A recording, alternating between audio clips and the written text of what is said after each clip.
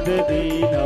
तुमरो मंत्र विभीषण माना, लंकेश्वर भय सब जग जाना। युग सहस्र योजन पर भानु, लील्यो ताहि मधुर फल जानो। मुद्रिका मेली मुख माही, जलधि लांघि गए अचरज नाहि। दुर्गम का जगत के जेते, सुगम अनुग्रह तुम्हरे देते।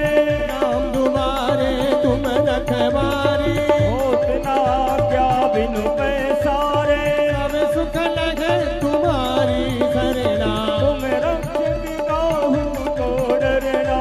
आपन तेज समारो आपे, तीनों लोक हाँकते कापे। भूत पिशाच निकट नहीं आवे, महावीर जब नाम सुनावे। नासे रोग भरे सब पीरा, जपत निरंतर हनुमत वीरा।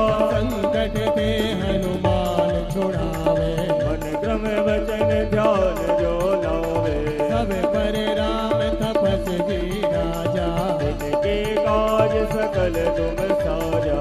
और मनोरथ जो कोई लावे, सोई अमित जीवन फल पावे। चारों जुग परताप तुम्हारा, है प्रसिद्ध जगत उजियारा। साधु संत के तुम रखवारे, असुर निकंदन राम दुलारे। अष्ट सिद्धि नवनिधि के दाता, असवर दीन जानकी माता। राम रसायन तुमरे पासा, सदा रहो रघुपति के दासा। तुम्हारे भजन राम जी को पावे, जन्म जन्म के दुख बिसराए। अंत काल रघुबर पुर जाए, यहाँ जन्म हरि भक्त कहाए। और देवता चित नहीं धरई, अनुमत से सर्व सुख करई। संकट कटे मिटे सब पीरा, जो सुमिरै हनुमत बलबीरा। जय जय जय हनुमान गोसाई, कृपा करहु गुरुदेव की नाई। जो सत बार पाठ कर खोई, टूटहि बंदी महासुख होई। जो यह पढ़े हनुमान चालीसा, होय से साखी गौरीसा। तुलसीदास सदा हरि चेरा, जय नाथ हृदय महडेरा। पवन तनय संकट हरण, मंगल मूर्ति रूप, राम लखन सीता सहित हृदय बसहु सुरभूप। सियावर रामचंद्र की जय, पवन सुत हनुमान की जय। जय जय गुरु देव की जय।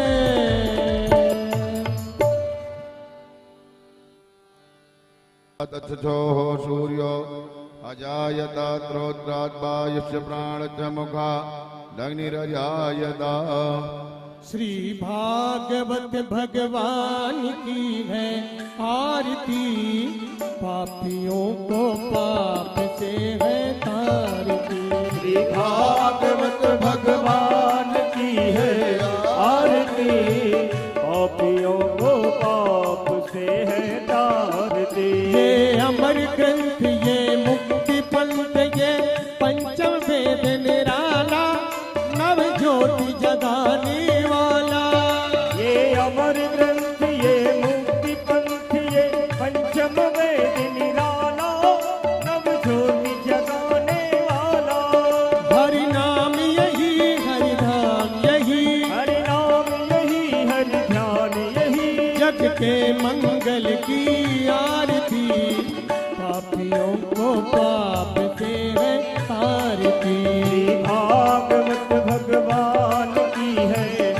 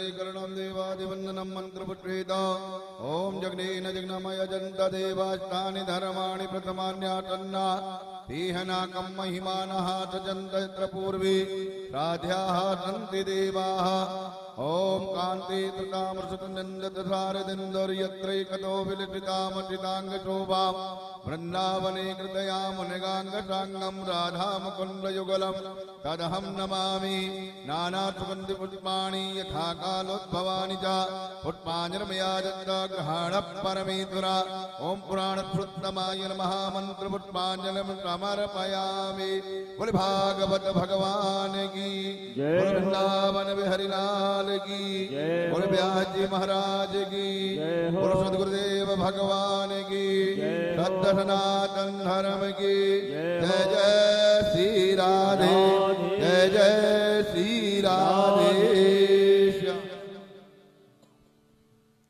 सभी भक्तों से निवेदन है, सभी भक्त प्रेम पूर्वक व्यास मंच को प्रणाम निवेदित करते हुए अपने अपने यथास्थान पर विराजमान हो जाएंगे।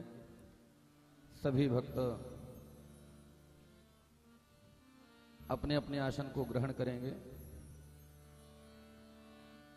जैसा कि हम सभी भक्तों को विदित है, आषाढ़ मास के परम पावन पर्व पर गोविंद की क्रीड़ा स्थली श्री धाम वृंदावन मिथिला कुंज आश्रम एवं पूज्य महाराज श्री के सानिध्य में विगत 2 दिनों से हम सभी भक्त श्री कृष्ण कथामृत का आस्वादन कर रहे हैं। हम सभी भक्तों का परम सौभाग्य है। मैं सभी भक्तों से निवेदन करूंगा, बगैर आपस में किसी भी प्रकार का वार्तालाप किए हुए अपने अपने अपने आसन को सभी सुशोभित करेंगे। गोस्वामी तुलसीदास जी महाराज ने श्री रामचरित मानस में कहा है, बड़े भाग्य मानुष तन पावा सुर दुर्लभ सद ग्रंथन गावा। यह मानव का तन अत्यंत दुर्लभ है और वह दुर्लभ मानव का तन प्राप्त करने के बाद कहीं संत दर्शन और संत के मुख से भगवंत की कथा श्रवण करने को मिल जाए तो फिर सोने में सुहागा हो जाता है। और आज वही सौभाग्य हमारे इस जैन परिवार को श्रीमान दीपक जी जैन एवं उनके परिवारी जनों को प्राप्त हुआ है। आप लोगों की जितनी भी प्रशंसा की जाए, जितनी बड़ाई की जाए उतना कम है। मैं आप लोगों से निवेदन करूंगा, एक बार हमारे दीपक जी जैन एवं उनके समस्त परिवारी जनों के लिए सभी जोरदार तालियों से स्वागत करेंगे। आइए हम सभी भक्त कथा की धारा में प्रवेश करें। सर्वप्रथम व्यासमंच को प्रणाम निवेदित करते हुए व्यासमंच पर मंचासीन अत्यंत आदरणीय पदवाक्य प्रमाण पारावारेण वैष्णव कुलभूषण श्रीधाम वृंदावन के गौरव हम सभी के आदर्श अनंत श्री संपन्न परम पूज्य महाराज श्री, जिनकी अहेतुकी कृपा एवं करुणा से विगत 2 दिनों से हम सभी भक्त कृष्ण कथामृत का आस्वादन कर रहे हैं, यह हम सभी भक्तों का परम सौभाग्य है। कथा तो हम लोग यत्र तत्र श्रवण करते ही रहते हैं, लेकिन श्रीधाम वृंदावन की भूमि में बैठ करके और सद्गुरुदेव भगवान के मुखारविंद से कथा श्रवण करने का लाभ कुछ अलग ही होता है।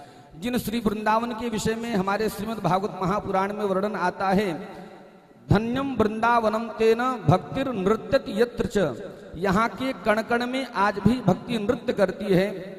ऐसे वृंदावन में बैठ करके हम सभी भक्त पूज्य महाराज श्री के मुखारविंद से कथा श्रवण कर रहे हैं। किसी महापुरुष ने बड़ी सुंदर बात कही है, जिंदगी में जिंदगी का राज पाना चाहिए, जिंदगी में जिंदगी को मुस्कुराना चाहिए, जिंदगी में जिंदगी की शर्त अगर पूरी न हो तो उस जिंदगी को जिंदगी से रूठ जाना चाहिए। और जीवन की परम सत्यता को प्राप्त कराने के लिए पूज्य महाराज श्री व्यास मंच पर मंचासीन है। मैं निवेदन करूंगा, एक बार सभी जोरदार तालियों से पूज्य महाराज श्री का स्वागत करेंगे।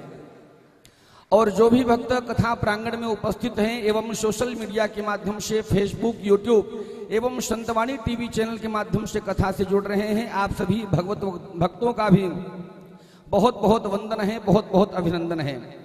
जैसा कि मैं नित्य प्रति आप लोगों को कथा तो पूज्य महाराज श्री के द्वारा आप लोग श्रवण करते ही रहते हैं, लेकिन मेरा ऐसा मानना है कथा सुनना आपका तभी सार्थक होगा जब आप लोग कथा के साथ में सेवाओं से जुड़ जाएंगे।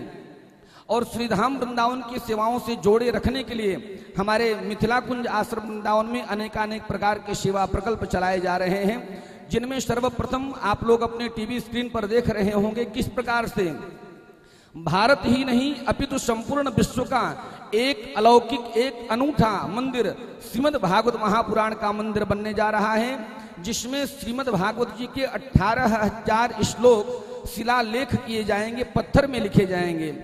तो मैं निवेदन करूंगा जो भी भक्त इस भागवत मंदिर से जुड़ना चाहता है, मैंने कल भी निवेदन किया था, आज भी निवेदन करूंगा, यदि आप भी अपने जीवन में एक मंदिर बनाना चाहते हैं और एक मंदिर बनाने का पुण्य लाभ प्राप्त करना चाहते हैं, तो मिथिला कुंज आश्रम वृंदावन में जो भागवत मंदिर का निर्माण हो रहा है, यदि इस मंदिर में आपने एक ईंट का भी सहयोग दे दिया तो आप विश्वास मानिएगा आपको एक मंदिर बनाने का सौभाग्य और पुण्य फल प्राप्त हो जाएगा।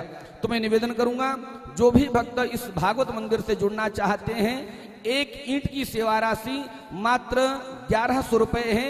यदि आप लोग चाहते हैं हम अपने पूर्वजों के निमित्त, अपने परिवारी जनों के कल्याण के निमित्त इस मंदिर में एक श्लोक शिलालेख करवाना चाहते हैं, उसके लिए आपको मात्र और मात्र 5100 रुपये की सेवा राशि देनी पड़ेगी। तो मैं निवेदन करूंगा आप तुरंत अपने मोबाइल फोन को उठाएं और हमारे सेवा संस्थान के जो नंबर टेलीकास्ट हो रहे हैं एवं जो भी हमारे बैंक अकाउंट डिटेल आपके नंबर टीवी स्क्रीन पर टेलीकास्ट हो रहे हैं, उन नंबरों पर आप लोग हमारे जो भी सेवा राशि भेजना चाहते हैं, सेवा राशि भेज करके अपने दान एवं अपने नाम की घोषणा को करवा सकते हैं। दूसरी बात, कल भी मैंने आप लोगों को निवेदन किया था, आज पुनः निवेदन करूंगा, आने वाला जो कार्तिक मास है, जिसकी महिमा, जिसको हमारे शास्त्रों में दामोदर मास के भी नाम से जाना जाता है, जो भगवान कृष्ण को अति प्रिय महीना है, इस संपूर्ण महीने में मिथिला कुंज आश्रम वृंदावन में 1 महीने तक उत्सव चलेगा। कभी कथा चलेगी, कभी संतों का भंडारा चलेगा, गौ सेवा तो होती रहती है, हरिनाम संकीर्तन चलता ही रहता है, अनेकानेक प्रकार की कथा भी हम सभी पूज्य महाराज श्री के मुखारबिंद से श्रवण करेंगे।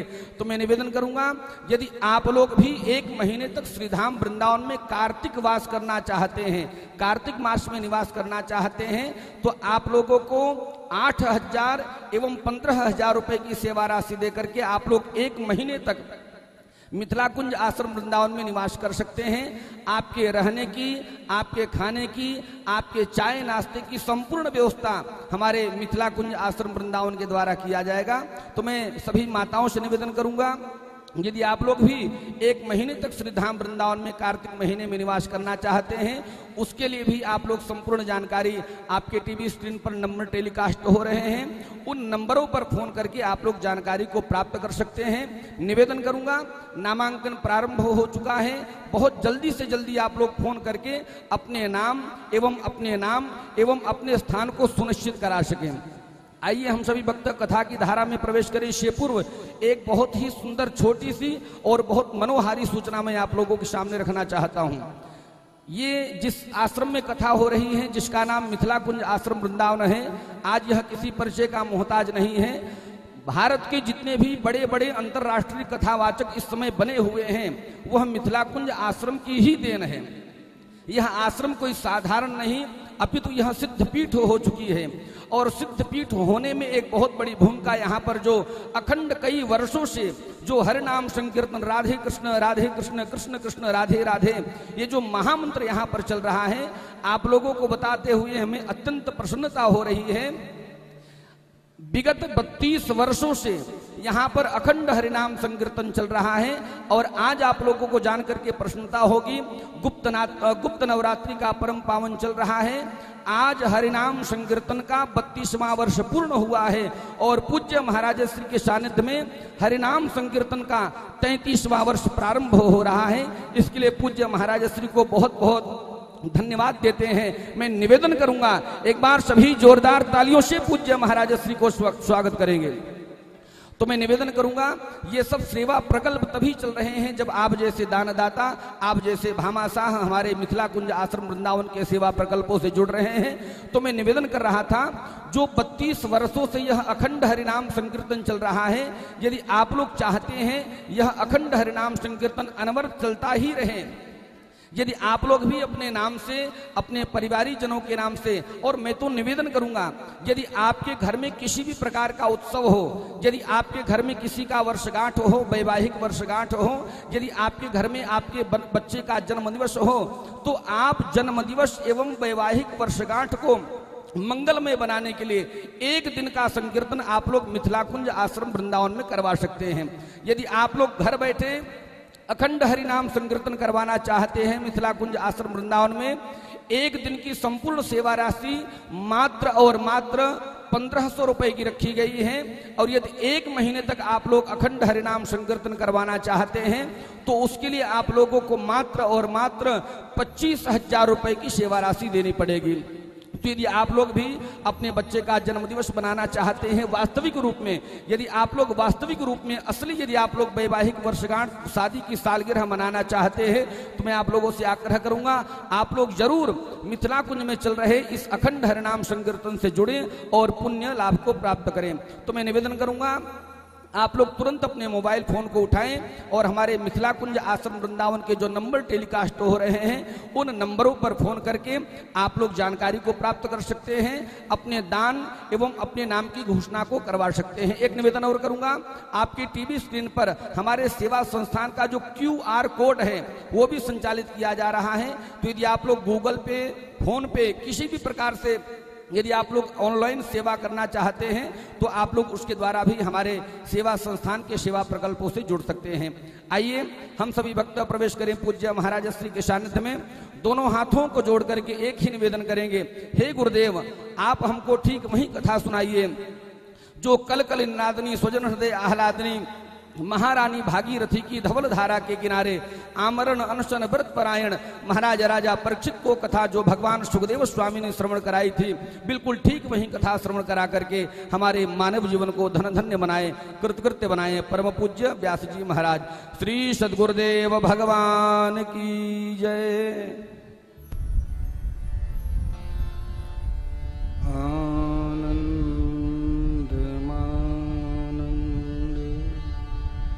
करं प्रसन्नं ज्ञानस्वरूपं निजभावयुक्तं योगीन्द्रमीड्यं भवरोगवैद्यं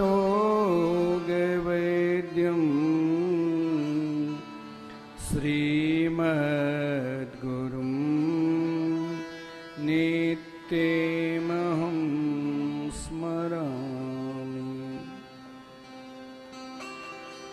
श्रीहंस भगवान् समारम्भां श्रीनिम्बार्क भगवान् मध्यमाम् अस्मदाचार्यपर्यन्तं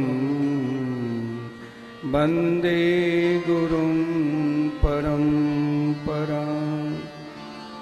नमस्तस्मै भगवते कृष्णाय कुण्ठमेधसे राधाधरे सुधा सिंधु नमो नित्य बिहारिणे राधा कृष्ण स्वरूपाम्ब कृष्णं राधा स्वरूपिणं कलात्मानं निकुञ्जस्थं गुरुरूपं सदा भजे। वाञ्छा कल्पतरुभ्यश्च कृपा सिन्धुभ्य एव च पतितानां पावनेभ्यो वैष्णवेभ्यो वैष्णवेभ्यो नमो नमः। आइए हम सब भाव के साथ भागवत संकीर्तन करें, तत्पश्चात कथामृत के रसास्वादन करेंगे। मदन गोपाल शरण तेरी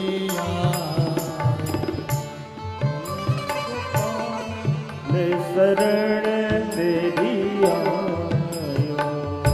मदन गोपाल शरण तेरी आयो। मदन गोपाल शरण तेरी आयो। चरण कमल की सेवा दीजे। चरण कमल की सेवा दीजे। चेरो करी राखो घर जायो। चेरो करी राखो घर जायो। मदन गोपाल शरण तेरी आयो। मदन गोपाल शरण तेरी आयो।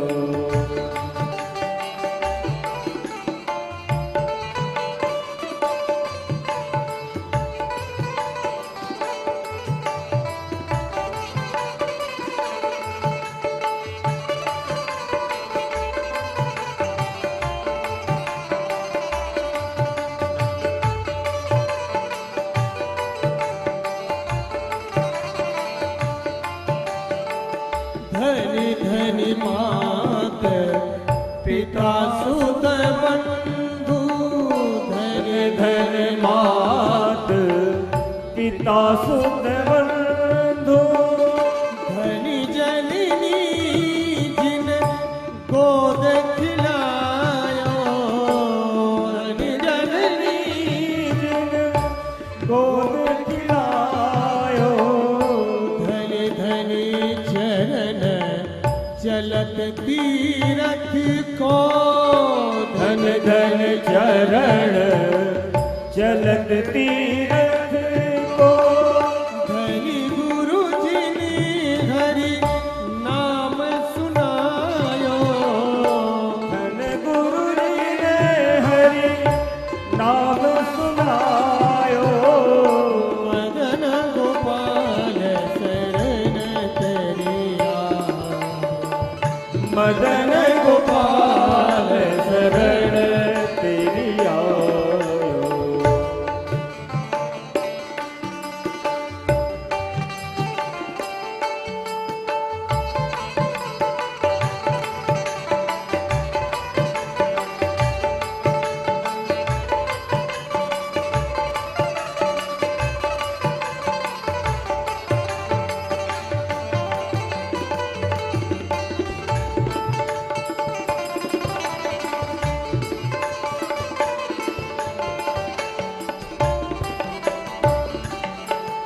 जे नर विमुख भय गोविंद सो। जे नर विमुख भय गोविंद सो।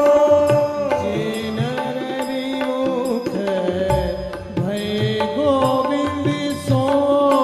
जे नर विमुख भय गोविंद सो। जन्म अनेक महादुख पायो। जन्म अनेक महादुख पायो। श्री भट्ट के प्रभु दिए अभय पद। श्री भक्त के प्रभु दिए अभय पद।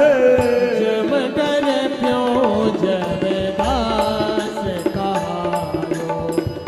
यम डर चोर दास कहायो। मदन गोपाल शरण तेरी आयो। मदन गोपाल शरण तेरी आयो।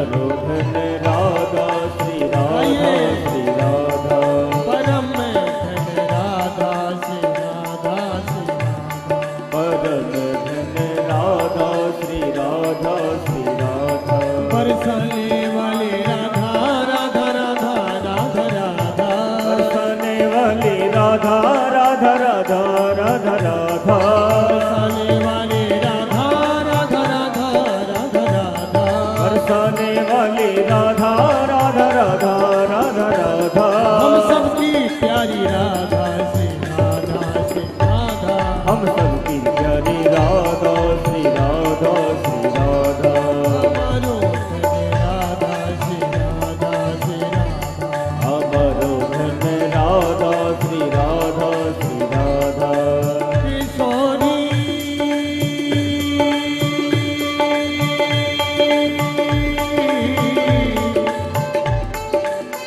चरणन नीरज पाऊं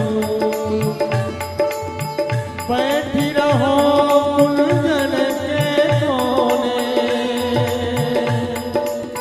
श्याम राधिका गाओ जारज शिव सन काद किया छत सोरज शीस चढ़ा व्यास स्वामिनी की छवि मेरे कथ व्यास स्वामिनी की छवि मेरे कथ विमल विमल रस नाम हमारो धन राधा श्री राधा श्री राधा हमारो धन राधा श्री राधा श्री राधा बरसाने वाली राधा राधा राधा राधा राधा बरसाने वाली राधा राधा राधा राधा राधा हम सबकी प्यारी राधा राधा राधा राधा राधा हम सबकी प्यारी राधा राधा राधा राधा राधा हमारो धन राधा श्री राधा श्री राधा हमारो धन राधा श्री राधा श्री राधा हमारो धन राधा श्री राधा श्री राधा हमारो धन राधा श्री राधा श्री राधा हमारो धन राधा श्री राधा श्री राधा हमारो धन राधा श्री राधा श्री राधा परम धन राधा राधा राधा राधा राधा परम धन राधा राधा राधा राधा राधा परम धन राधा श्री राधा श्री राधा परम धन राधा श्री राधा श्री राधा हमारो धन राधा राधा राधा राधा राधा हमारो धन राधा राधा राधा राधा राधा हमारो धन राधा राधा राधा राधा राधा हमारो धन राधा राधा राधा राधा राधा हमारो धन राधा श्री राधा श्री राधा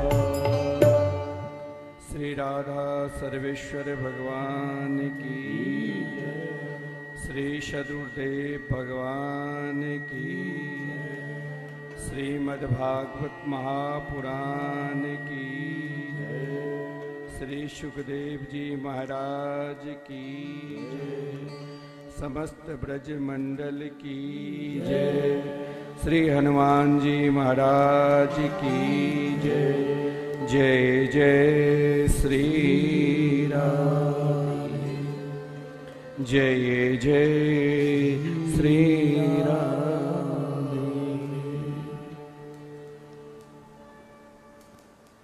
श्री राधे आनंद कंद स्वरूप ब्रज पुरंदर नंदन वैदिक प्रतिपाद्य श्री यशोदा के लाडले लाल अखिल ब्रह्मांड नायक भगवान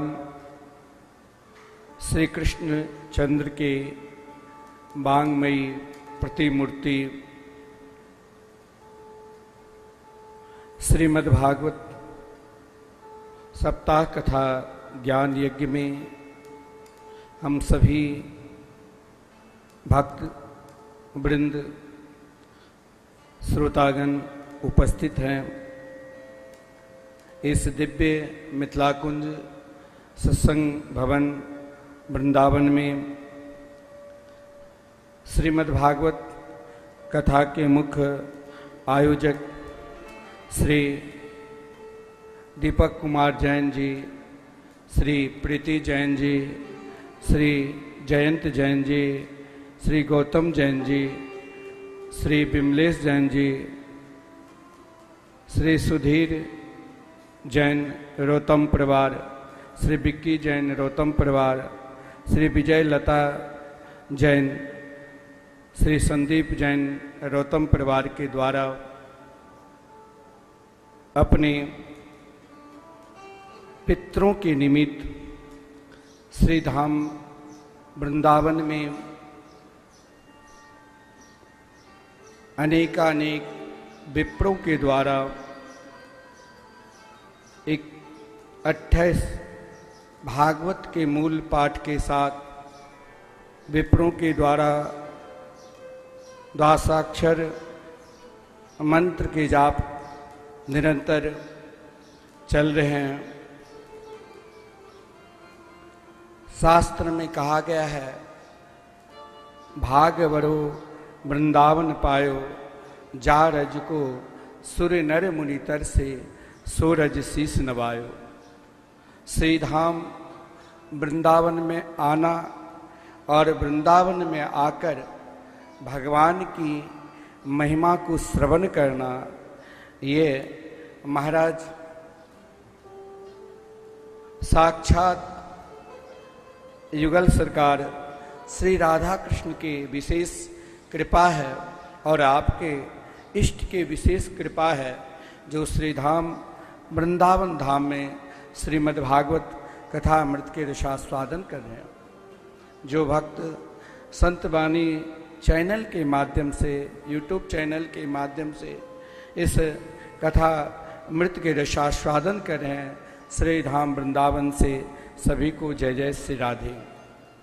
कल की कथा के प्रसंग में भागवत में जो अधिकारी वक्ता, अधिकारी, श्रोता का निरूपण किए गए हैं, जो प्रथम कोटि के श्रोता आदरणीय श्रीमान परीक्षित जी के जन्म कर्म के विषय में हमने श्रवण किया। परीक्षित जी अपने पूर्वजों की तरह ही प्रजा को पुत्रवत आदर दी। जिस क्रम में दिग्विजय करने के लिए निकले और जिस दिग्विजय क्रम में ही महाराज परीक्षित जैसे राजा, जहाँ भगवान की कथा कोई भी राजा श्रवण कराते तो वहाँ स्वयं दासत्व रूप में स्वीकार कर उन राजा को ही आदर करने लग जाते। जिस क्रम में महाराज मार्ग में ही पृथ्वी धर्म संवाद के माध्यम से महाराज परीक्षित ने कलयुग का दमन करने की कोशिश किया, लेकिन कलयुग ने कहा, महाराज मेरे अंदर तप, शौच, दया और सत्य धर्म में विद्यमान है, लेकिन मैं मानता हूँ इस कलिकाल में तप, शौच, दया न रहे, लेकिन अगर हमने इस कलिकाल में सत्य को अपनाया, सत्य पे चला, तो कलयुग में रहकर भी आप निरंतर सतयुग का ही अनुभव करोगे।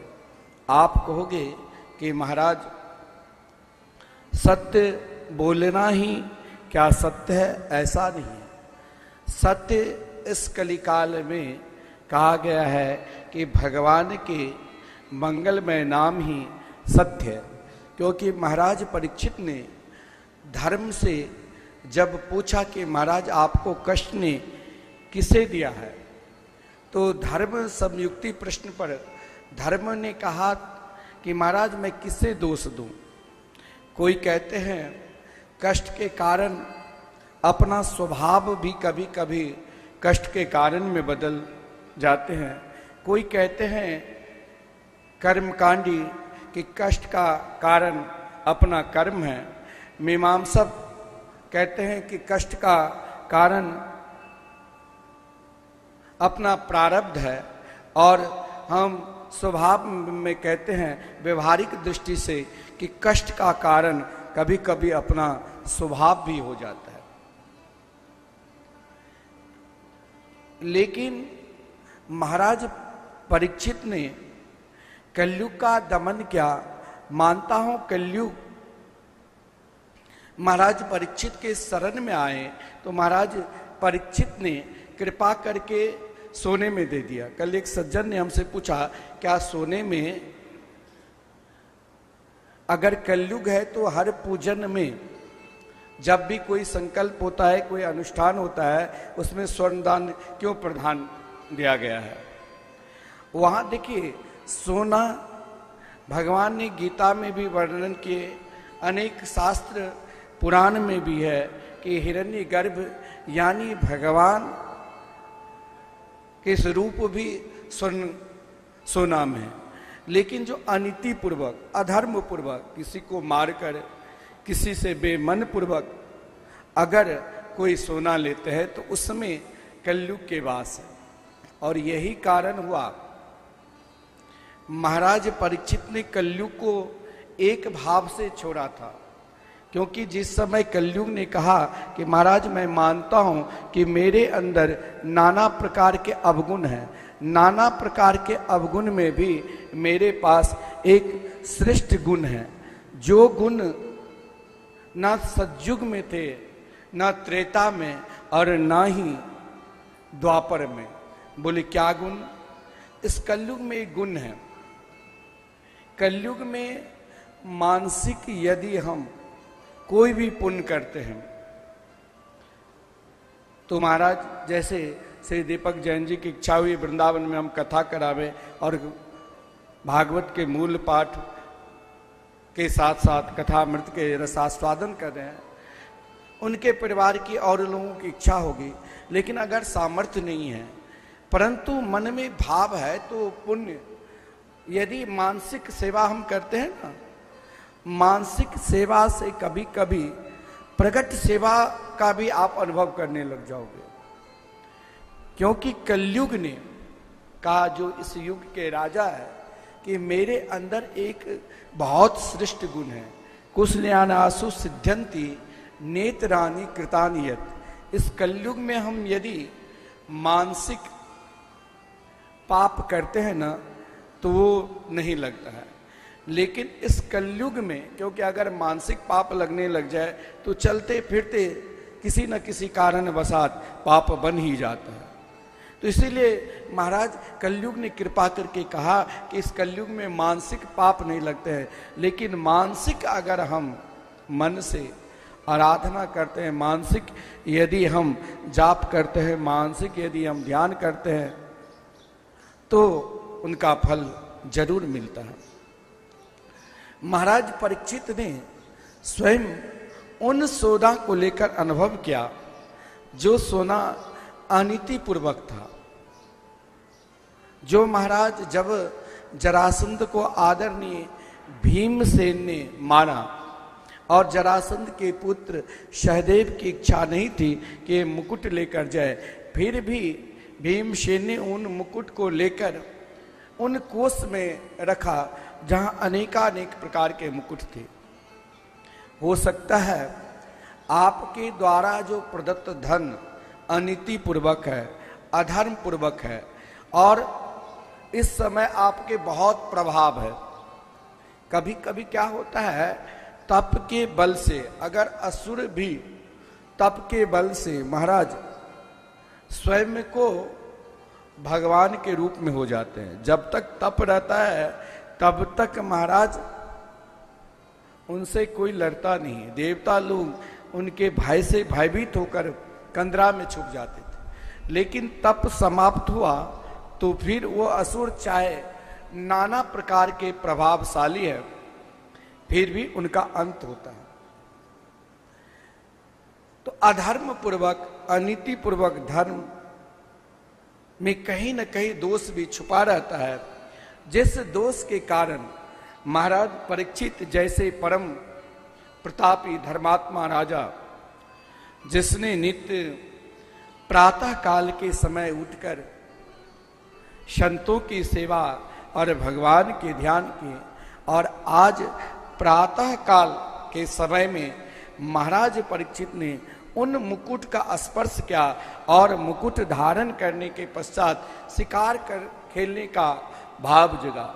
एक वैष्णव, वो भी परम वैष्णव, जो जन्म लेते ही जो ईश्वर को खोजने लग जाए और स्वयं ईश्वर आकर, परमात्मा आकर के लो मैं आ गया और भगवान के गोद में सीधे बैठे, जो स्वयं माता के गर्भ में प्रभु के दर्शन किए हो, उनसे यदि अधर्म हो जाए, आप कहोगे कि महाराज परीक्षित से जो धर्मराज युधिष्ठिर के तरह परम धर्मात्मा थे, वो भी पाप ऐसा किया जो महाराज पाप प्रवृत्ति यदि आपके अंदर नहीं है, कभी कभी क्या होता है, पाप के द्वारा प्रदत्त धन, पाप के द्वारा प्रदत्त अन्न और पाप के द्वारा सोच आपको भी कभी न कभी उन पाप में धकेल देते हैं।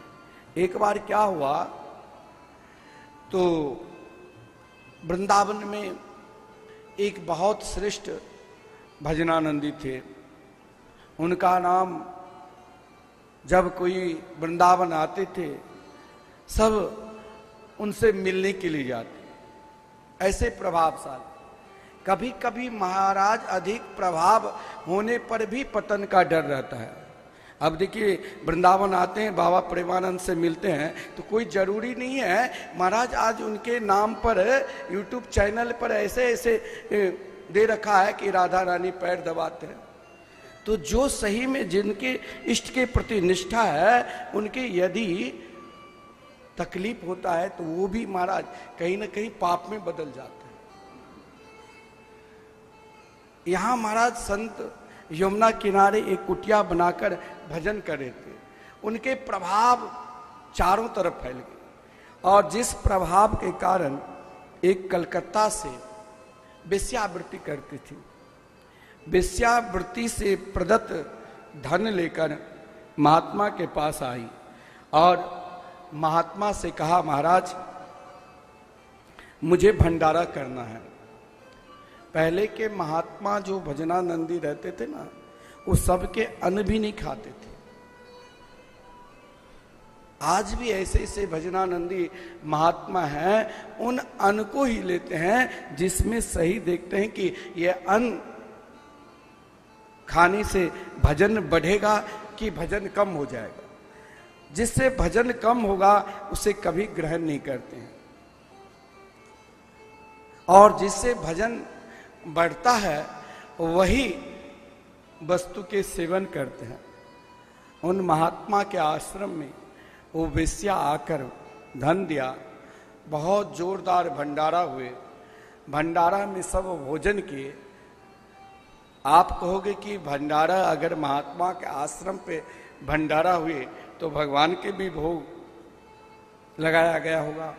लेकिन कभी कभी क्या होता है, आप जिस भाव से भगवान के पास समर्पित करोगे ना भोग, वही फल मिलेगा। आप रसोई यदि क्रोध भाव से बनाओगे तो वो क्रोध ही आपको लगेगा कि मैं क्रोध न करूं, फिर भी क्रोध हो जाएगा। आप काम भाव से रसोई बनाओगे तो काम भाव से ही निरंतर रहोगे।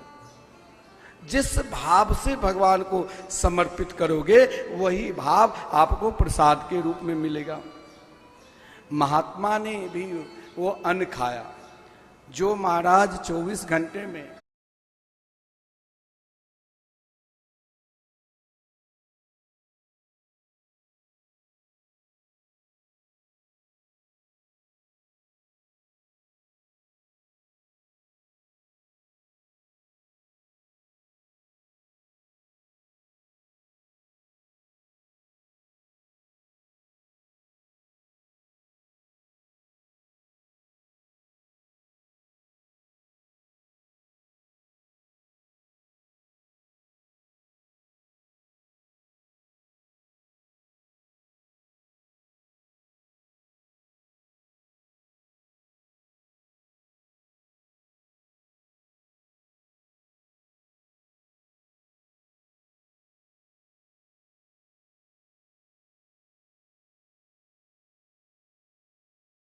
जी में फेंक दो, माला झोरी फेंकने लगे।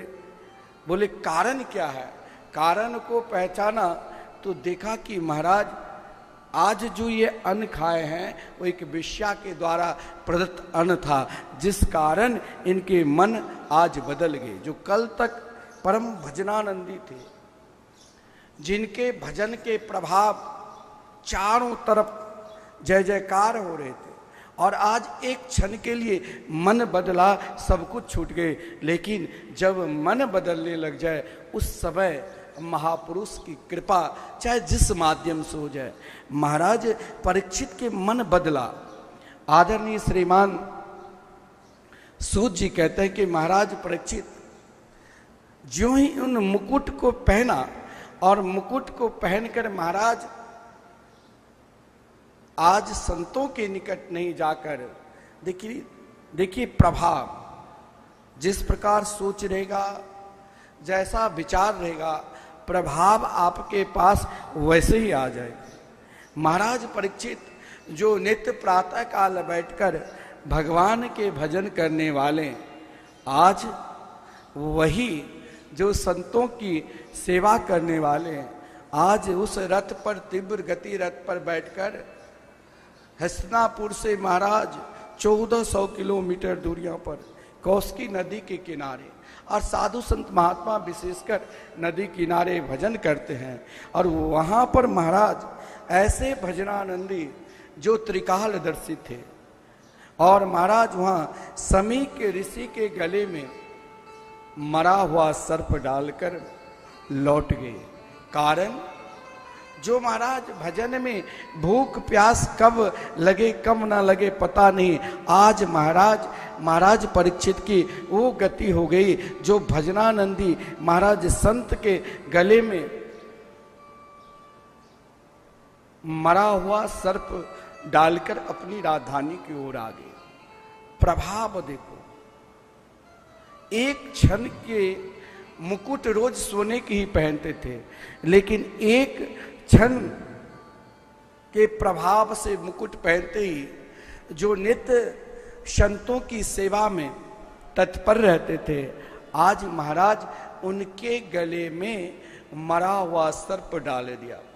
महात्मा तुर्यावस्थापन उसे कहते हैं कि भजन के प्रक्रिया, आपने झोली माला लिया, सामने कोई आगे माला रखकर उनसे बातचीत करने लग जाते हैं। एक ऐसा भी होता है जब आप भजन स्थिति वहां तक प्राप्त कर लोगे, तब आप लोगों से बात करते हुए भी आपका धारा भजन की कभी टूटेगी नहीं। और जब ये धारा में आप लीन हो जाओगे तो आप जहां भी बैठे रहोगे वहां अपने इष्ट प्रिया प्रीतम के नित्य दर्शन करते रहोगे। उन अवस्था में समीक ऋषि विराजमान थे। महाराज ने गले में मरा हुआ सर्प दिया। समीक ऋषि के पुत्र को सूचना मिली। उसने कभी कभी कोई कार्य करो ना तो पहले सोच लो, समझ लो कि ये कार्य हमारे लिए सही है कि गलत है। महाराज बिना सोचे समझे महाराज परीक्षित को श्राप दे दिया कि तुमने मेरे पिता को अपमान किया है, यही मरा हुआ सर्प तेरे लिए काल बनेगा। और महाराज वही श्राप के कारण महाराज वो भी श्राप कैसे दिया, इति लंघित मर्यादा तक्षक सप्तमे हनि, यानी आज के 7वें दिन यही मरा हुआ सर्प तुम्हें काट खाएगा। अब महाराज ये देखा जाए तो यहां पर एक कृपा भी है।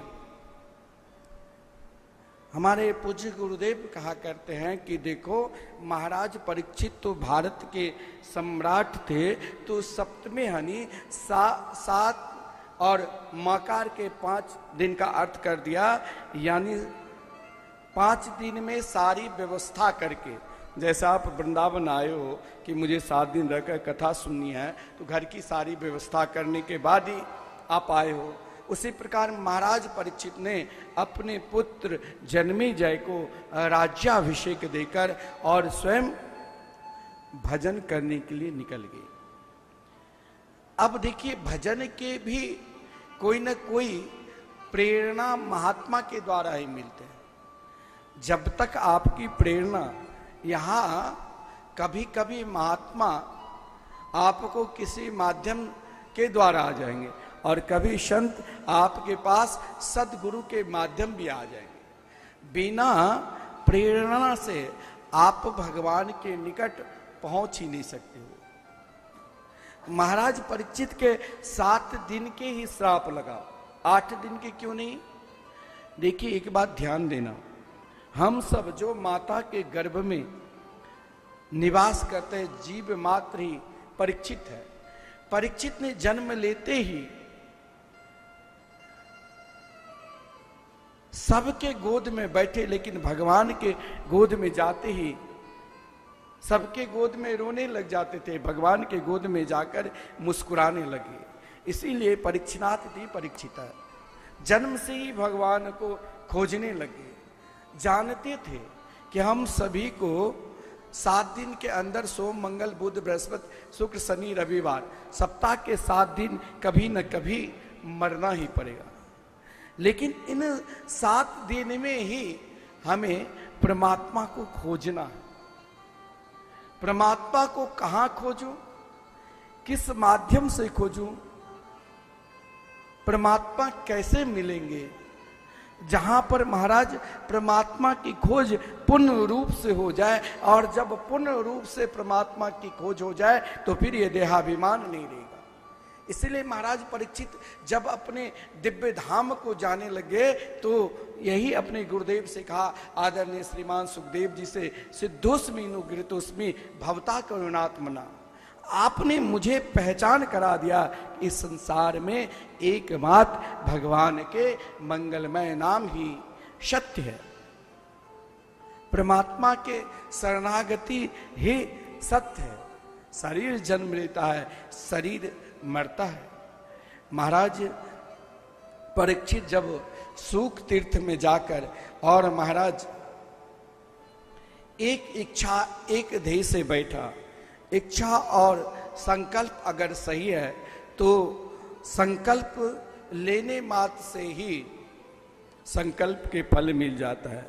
महाराज परीक्षित ने अपने पुत्र जन्मेजय को राज्याभिषेक देकर और महाराज सूक्ति, जहां महाराज गंगा जी की सुंदर दिव्य धारा बह रही है, जहां महाराज वट वृक्ष के नीचे, कभी कभी वट वृक्ष में वो शांत स्वभाव होता है, वट वृक्ष की छाया में वो प्रकाश होता है, जो वहां ध्यान करने से और वहां भजन करने से परमात्मा की जल्दी प्राप्ति होती है।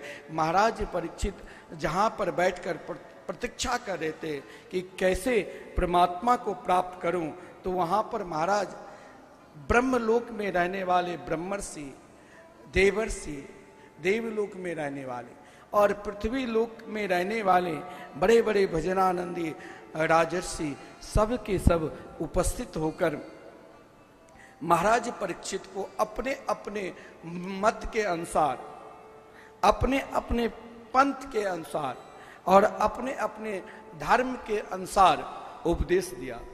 अब आपको यह पहचानना है, हमें अपने मत में निष्ठा कैसे रखूं, अपने पंथ में निष्ठा कैसे रखूं, अपने धर्म में निष्ठा कैसे रखूं।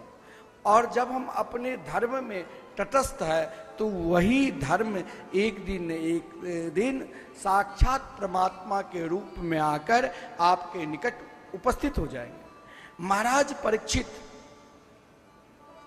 जब ऋषि मुनि आए, सभी को स्वागत और सम्मान किया और कहा, महाराज जिस किसी को यह मालूम पड़ जाए कि मेरी मौत 7वें दिन होगी, उसे किस देवता का नाम लेना चाहिए, किस देवता की पूजा करनी चाहिए और किस देवता की ध्यान करनी चाहिए। देखिए मत, वहां पर अनेक ऋषि मुनि उपस्थित है, लेकिन आदरणीय श्रीमान सुखदेव जी, देखिए सुखदेव जी के 3 स्वरूप है। सुखदेव जी साक्षात भगवान शिव के स्वरूप है। सुखदेव जी जब आपके मन में सही में परमात्मा की प्राप्ति की लालसा बनी रहेगी तो भगवान भी तत्क्षण उपस्थित हो जाते हैं। तो सुखदेव जी यानी साक्षात भगवान श्री कृष्ण के स्वरूप है। और सुखदेव जी लीला सुकोयम वृषवान जाया पवित्र चंचु प्रिय चुम्बनेना एकांतिको नन्य रहस्य पाठी गोलोक प्रसादा सदा निवासी। जैसे आप वृंदावन आते हो ना, तो वृंदावन में लोग क्यों राधे राधे बोलते हैं? यहां तो श्री कृष्ण ने भी राधा रानी के साथ अनेकानेक प्रकार के लीला किए हैं। कुंज निकुंज मोहन महल तक लीला की है। तो वृंदावन में की राधा राधा ही नाम क्यों लेते हैं? देखिए, वृंदावन में आकर आपके मन कहीं भटके नहीं, कहीं जाए नहीं। तो राधा तत्व वो है, राधा नाम वो है जिस नाम लेने मात्र से ही श्री कृष्ण की कृपा अपने आप हो जाएगी। तो यहां लीला सुकोयम वृषभान जाया पवित्र चंचु प्रिय चुंबनेना एकांतिको नन्न रस पाठी गोलोक प्रसादा सदा निवासी। राधा रानी की कृपा जब जीव मात्र के ऊपर, प्राणी मात्र के ऊपर हो जाए, तो वृंदावन में आकर आप जो राधा राधा नाम लेते हैं ना, राधा नाम लेने मात्र से ही पहले महाराज फिर आपके मन कहीं किसी ओर ना भटके, कहीं ना जाए।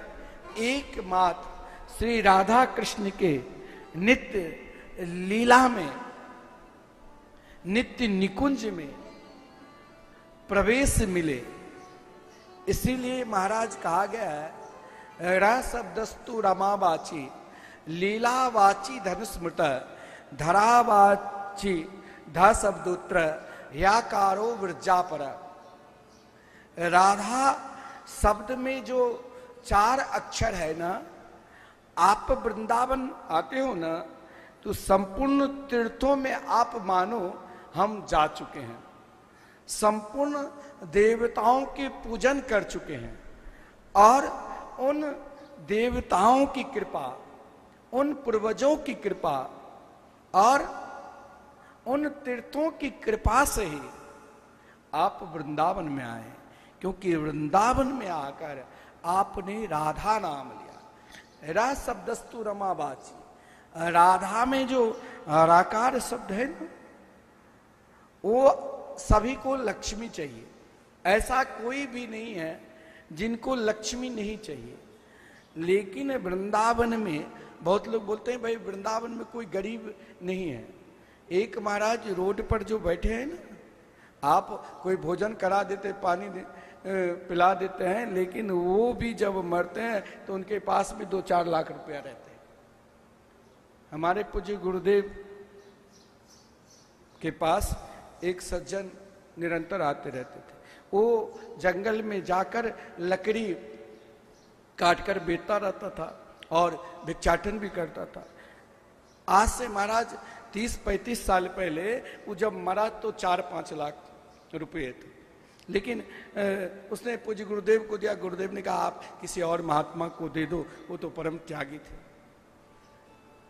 तो कहने के तात्पर्य वृंदावन में अपने आप ये धाम की कृपा है। अगर आप धाम निष्ठ होकर आओगे तो स्वयं राधा रानी की कृपा आपके ऊपर बरसने लग जाएगी। क्योंकि राधा शब्द में जो मात्र रकार अक्षर है ना, वो संपूर्ण अष्ट सिद्धि नवनिधि के दाता, अष्ट प्रकार की लक्ष्मी की जो उपासना करते हैं, संपूर्ण लक्ष्मी के रूप की आराधना का फल मिल जाता है। वृंदावन में राधा नाम लेकर उसमें आकार शब्द है जो ना, वो भगवान के संपूर्ण लीला तत्व को, जो भी आपके मन में कभी कभी ये मन है कुभाव विचार भी उत्पन्न हो जाता है, लेकिन मन के कुभाव को दूर करने के लिए ही रकार शब्द का आकार है। और रकार राधा शब्द में जो धकार है वो पृथ्वी पर आप जो जब जितने भी पुण्य किए हैं उन पुण्य के प्रताप से ही आप श्री धाम वृंदावन आए, और जब वृंदावन आए तो धकार में जो आकार है वो विरजा नदी यानी यमुना जी की प्रतीक है। यमुना जी की कृपा, यमुना जी की उपासना करते करते अगर आपको भगवान के भजन में राधा कृष्ण के नाम जाप करने में मन न लगे, निष्ठा न बने, अपने इष्ट के प्रति भाव न बने, तो यमुना जी की उपासना करो। महाराज परीक्षित के ऊपर स्वयं रास रासेश्वरी राधा रानी के करार बिंद पर रहने वाले लीला शुक ही श्रीमान सुखदेव जी के रूप में है, और लीला शुक ही श्रीमान सुखदेव जी के रूप में। देखिए ये धाम वो तत्व है और भगवान की कथा वो तत्व है। बड़े बड़े योगी यति सन्यासी भी अपने स्वरूप में मग्न रहते हैं, फिर भी वो सत्संग में आ जाते हैं। स्वयं जहाँ व्यास, पतंजलि, गौतम, कपिल कनाद बड़े बड़े ऋषि मुनि उपस्थित थे, वहाँ पर मात्र महाराज परीक्षित की व्याकुलता को देखकर आदरणीय श्रीमान सुखदेव जी महाराज के आगमन हुए। श्रीमान सुखदेव जी महाराज जो किसी गृहस्थ के द्वार पर उतने ही देर तक ठहरते जितने देर तक एक ग्वाला गौ की दूध निकालते, अवधूत महापुरुष के रूप में थे। अवधूत महापुरुष निर्वस्त्र महाराज आत्माराम थे, जो स्वयं अपने आप में रमन करने वाले, सब अपनी अपनी दृष्टि से देखते थे। लेकिन जब उस सभा में पहुंचे तो महाराज परीक्षित को लगा कि आज साक्षात मेरे निकट स्वयं प्रिया प्रीतम ही मेरे सदगुरु के रूप में आए। आदरणीय श्रीमान सुखदेव जी के चरणों में प्रणाम किया। आपके भाव जिस रूप की दर्शन की इच्छा से लालसा रहेगी और उस रूप में यदि आप खो चुके हैं तो रूप की प्राप्ति अपने आप हो जाएगी। केवल एक इस आंख को देखने की सही दृष्टि बनाना पड़ेगा। आज महाराज परीक्षित ने देखा यहाँ पर ब्रह्मर्षि, देवर्षि, राजर्षि, अनेकानेक ऋषि मुनि उपस्थित है, लेकिन जब आदरणीय श्रीमान सुखदेव जी को देखा तो समझ लिया कि मेरे ऊपर तो समीक ऋषि के पुत्र सिंगी ऋषि ने कृपा की, जो श्राप दिया कि आज राजा होकर भी मैं इतने साधु संतों के दर्शन नहीं कर पाता है। और जब आदरणीय श्रीमान सुखदेव जी को देखा तो तरसने लग गया। एक भक्त भगवान के लिए कैसे तरसते हैं, उनकी अखियां उन रूप माधुरी को देखने के लिए कैसे विचलित होते हैं। आज महाराज परीक्षित के विचलित को देखकर, महाराज परीक्षित के भाव को देखकर आदरणीय श्रीमान सुखदेव जी, देखिए जीवन में जो भी हम शुभ कार्य करते हैं पहले मंगलाचरण करते हैं, और लेकिन आदरणीय श्रीमान सुखदेव जी महाराज परीक्षित को भाव को देखकर पहले उनके हृदय के भाव को उत्तर ही देने लगे, क्योंकि उनके नेत्र आज साक्षात अपने गुरुदेव को देखकर परमात्मा के रूप का दर्शन करें। हरि दर्शन की प्यासी अखिया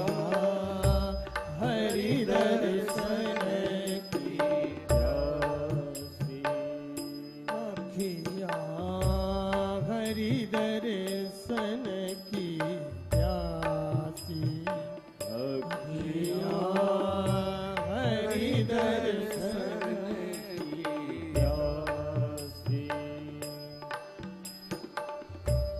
देखन चाहत कमल नयन को, देखन चाहत कमल नयन को, देखन चाहत कमल नयन को, देखन चाहत कमल नयन को, निस दिन रहत उदासी, उदासी।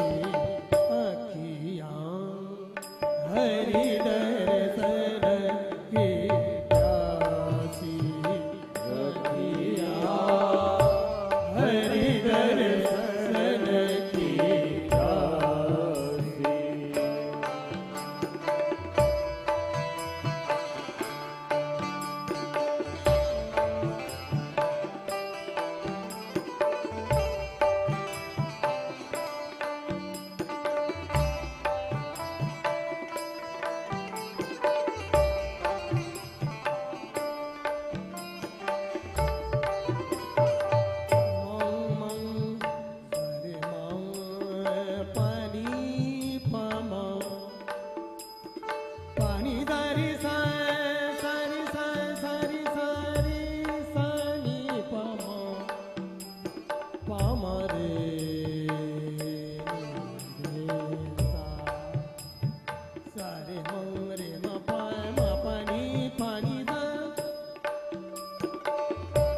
केसर तिलक मोती की माला, केसर तिलक मोती की माला, केसर तिलक मोती की माला, केसर तिलक मोतीन की माला, वृंदावन के वासी,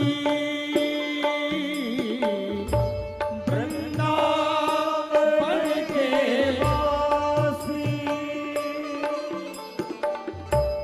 निघ लगाई त्यागी गए तृण सम, निघ लगाई त्यागी गए तृण सम, डारी गए गले फांसी।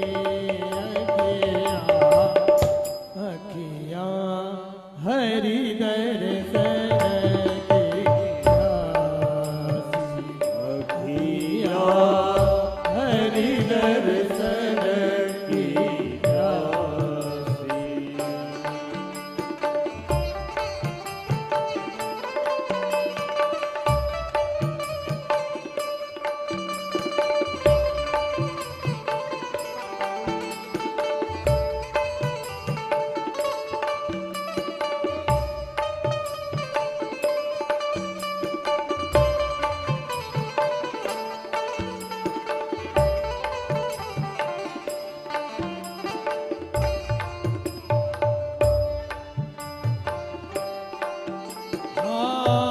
काहू के मन की को जानत, काहू के मन की को जानत, लोगन के मन हासी, लोगन के मन हासी। सूर्यदासी प्रभु तुम्हारे दरस बिन, सूर्यदासी प्रभु तुम्हारे दरस बिन, लई हो करवट कासी, कासी।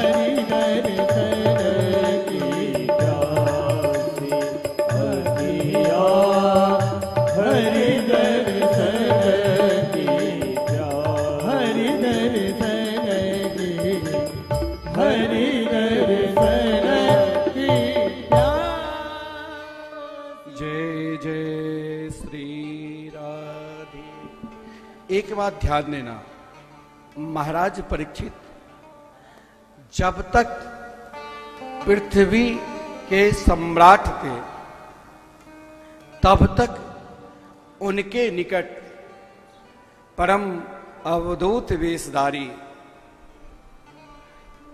आदरणीय श्रीमान सुखदेव जी नहीं आए। आज महाराज परीक्षित ने अपने जीवन में ऐसा त्याग किया जिस त्याग के फलस्वरूप, जिस भाव के फलस्वरूप महाराज परीक्षित के पास आदरणीय श्रीमान सुखदेव जी आए। पहला भाव क्या था? ममता जो हो। आज महाराज परीक्षित ने संपूर्ण ममता की डोरी, संपूर्ण बंधन की डोरी एकमात्र प्रिया प्रीतम की चरणार बिंद में समर्पित कर दिया। कभी कभी क्या होता है, हम मंदिर जाते हैं, हम अपने इष्ट के दर्शन करने के लिए जाते हैं बहुत दूर, वृंदावन, अयोध्या, अनेकानेक तीर्थ, लेकिन वहां जाकर कुछ दिन तो भाव बना रहता है, फिर ये ममता की डोरी, व्यापार की याद, परिवार की याद, घर की याद। परंतु महाराज परीक्षित ने क्या किया, तो सर्वप्रथम उन याद को तोड़ने के लिए एक याद में खो गए। क्या? मतिम कृष्णे। अपनी मति को, अपनी बुद्धि को श्री कृष्ण में ऐसा लगा दिया जो महाराज गंगा किनारे सुख तीर्थ में विराजमान है, लेकिन एक क्षण के लिए भी याद की तो श्री कृष्ण नाम के सिवा बाकी कुछ नहीं। क्योंकि मति कृष्ण अपनी बुद्धि की संपूर्ण शक्ति, मति श्री कृष्ण के चरणार बिंद में समर्पित कर दिया, जिस कारण आप जैसे बहुत लोग कहते हैं भजन में मन नहीं लगता है। भजन में मन नहीं लगने के कई कारण होता है। पहला कारण यही है, जो आपकी जो ममता है, यह पहला देखो कि वो कहाँ छुपा है, किस ओर लगा है। अगर छुपा है तब भी आप चाहते हो कि मैं आगे बढ़ूं, परमात्मा को प्राप्त करूं, तो मति कृष्ण अपनी बुद्धि को इस प्रकार लगा दो कि जब तक भगवान आवे ना तब तक हम यहां से उठेंगे ही नहीं। महाराज परीक्षित तो अन्न जल सब कुछ त्याग दिया था। जब महाराज सूचना मिली गौरमुख और श्याम मुख के द्वारा, अन्न जल सब कुछ त्याग कर दिया। और एक बात सबसे पहला ध्यान देने योग है, आप चाहे मंदिर में रहो, चाहे सत्संग में रहो, जब तक आपकी श्रद्धा नहीं होगी तब तक कुछ नहीं मिलेगा। इसीलिए श्रद्धानु महामना, महाराज परीक्षित के विषय में कहा गया है, उनकी श्रद्धा को देखकर भागवत में अगर सबसे विशिष्ट शब्द है तो महाभाग्यशाली, महामना। महाराज परीक्षित को परम श्रद्धा को देखकर आदरणीय श्रीमान सुखदेव जी ने तुरंत उन स्वरूप का ध्यान किया जो महाराज परीक्षित ने जो प्रश्न किए थे, उन्हीं प्रश्न का उत्तर देने लग गया। श्रद्धा में सब कुछ भूल जाते हैं, समय भूल जाते हैं। और महाराज परीक्षित की जो श्रद्धा देकर आदरणीय श्रीमान सुखदेव जी ने कहा, वरिया नेसते प्रश्न कृतो लोकहितं नृप आत्मवित् समत पुंसा श्रोतव्या दिशुय पर। देखिए एक बात ध्यान देना, हम अपने लिए जीते हैं अपने लिए तो एक चींटी भी जीते हैं,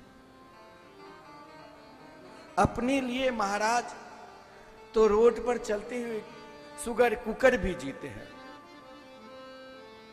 हमने बहुत सुंदर 56 प्रकार के व्यंजन अपने लिए बनाकर रोज खा लिए, तुम अपने लिए खा लिए, उसमें क्या विशेषता? कोई ऐसा कार्य हमसे हो जो समाज के कल्याण हो, राष्ट्र के कल्याण हो। भगवान भागवत की कथा हो रही है, यहां पर आप कुछ लोग बैठे हैं, लेकिन महाराज संतवाणी चैनल के माध्यम से लोग अपने घर में भी श्रवण करते होंगे। अगर आप कोई सत्कर्म करो, अनुष्ठान करो, तो भाव ये रखो इसमें अधिक से अधिक अन्नदान हो, इसमें अधिक से अधिक लोग सम्मिलित हो। महाराज परीक्षित के भाव को देखकर आदरणीय श्रीमान सुखदेव जी ने कहा, वरिया आदेश ते प्रश्न, हे महाराज तो महाराज जो ये प्रश्न है वो लोक हित के लिए बहुत सुंदर और आनंददायक है। यह केवल एक व्यक्ति विशेष के लिए नहीं है, यह संपूर्ण प्राणी मात्र के लिए है। चाहे महाराज ज्ञानी हो चाहे अज्ञानी हो, जिसने अपने जीवन को 3 जगह में से एक जगह पर स्थिर कर लिया, वो समझ लो इस संसार में रहकर भी वो परमात्मा के निकट ही है, वो कभी भगवान से अलग ही नहीं हो सकते। देखिए ये समय है, अगर हम अपने लिए जीते हैं तो हमारे अगर 100 वर्ष तक अब कम लोग ही रहता है, 100 वर्ष के आयु में महाराज कोई बहुत धर्मात्मा है वही 100 वर्ष तक रहते हैं। 100 वर्ष के आयु में 50 वर्ष आपने सोने में बिता दिया, और महाराज उन 50 वर्ष में 20 वर्ष बाल्यावस्था में, 10 वर्ष धनो उपार्जन में, जवानी में, और अंतिम वृद्धावस्था में सोचते रहते हैं कि अंत समय में भगवान के भजन कर लेंगे। लेकिन ध्यान देना, अंत समय के खोज में आप रहोगे तो ना जाने कब आपका स्वयं अंत हो जाए। भगवान ने गीता में वर्णन किए हैं, अंत काले च मामेव स्मरण मुक्ता कलेवरम। अपना कल्याण चाहते हो तो निरंतर अंत समय स्वयं को देखो, क्योंकि ये शरीर एक है क्षण भंगुर है। अच्छा जी महाराज जी आ गए।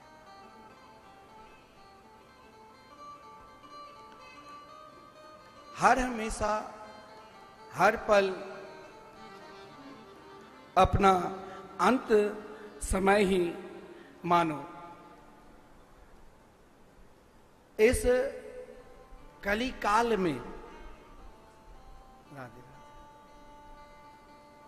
हमारे बीच जो निरंतर समाज धर्म से जुड़े और श्री कृष्ण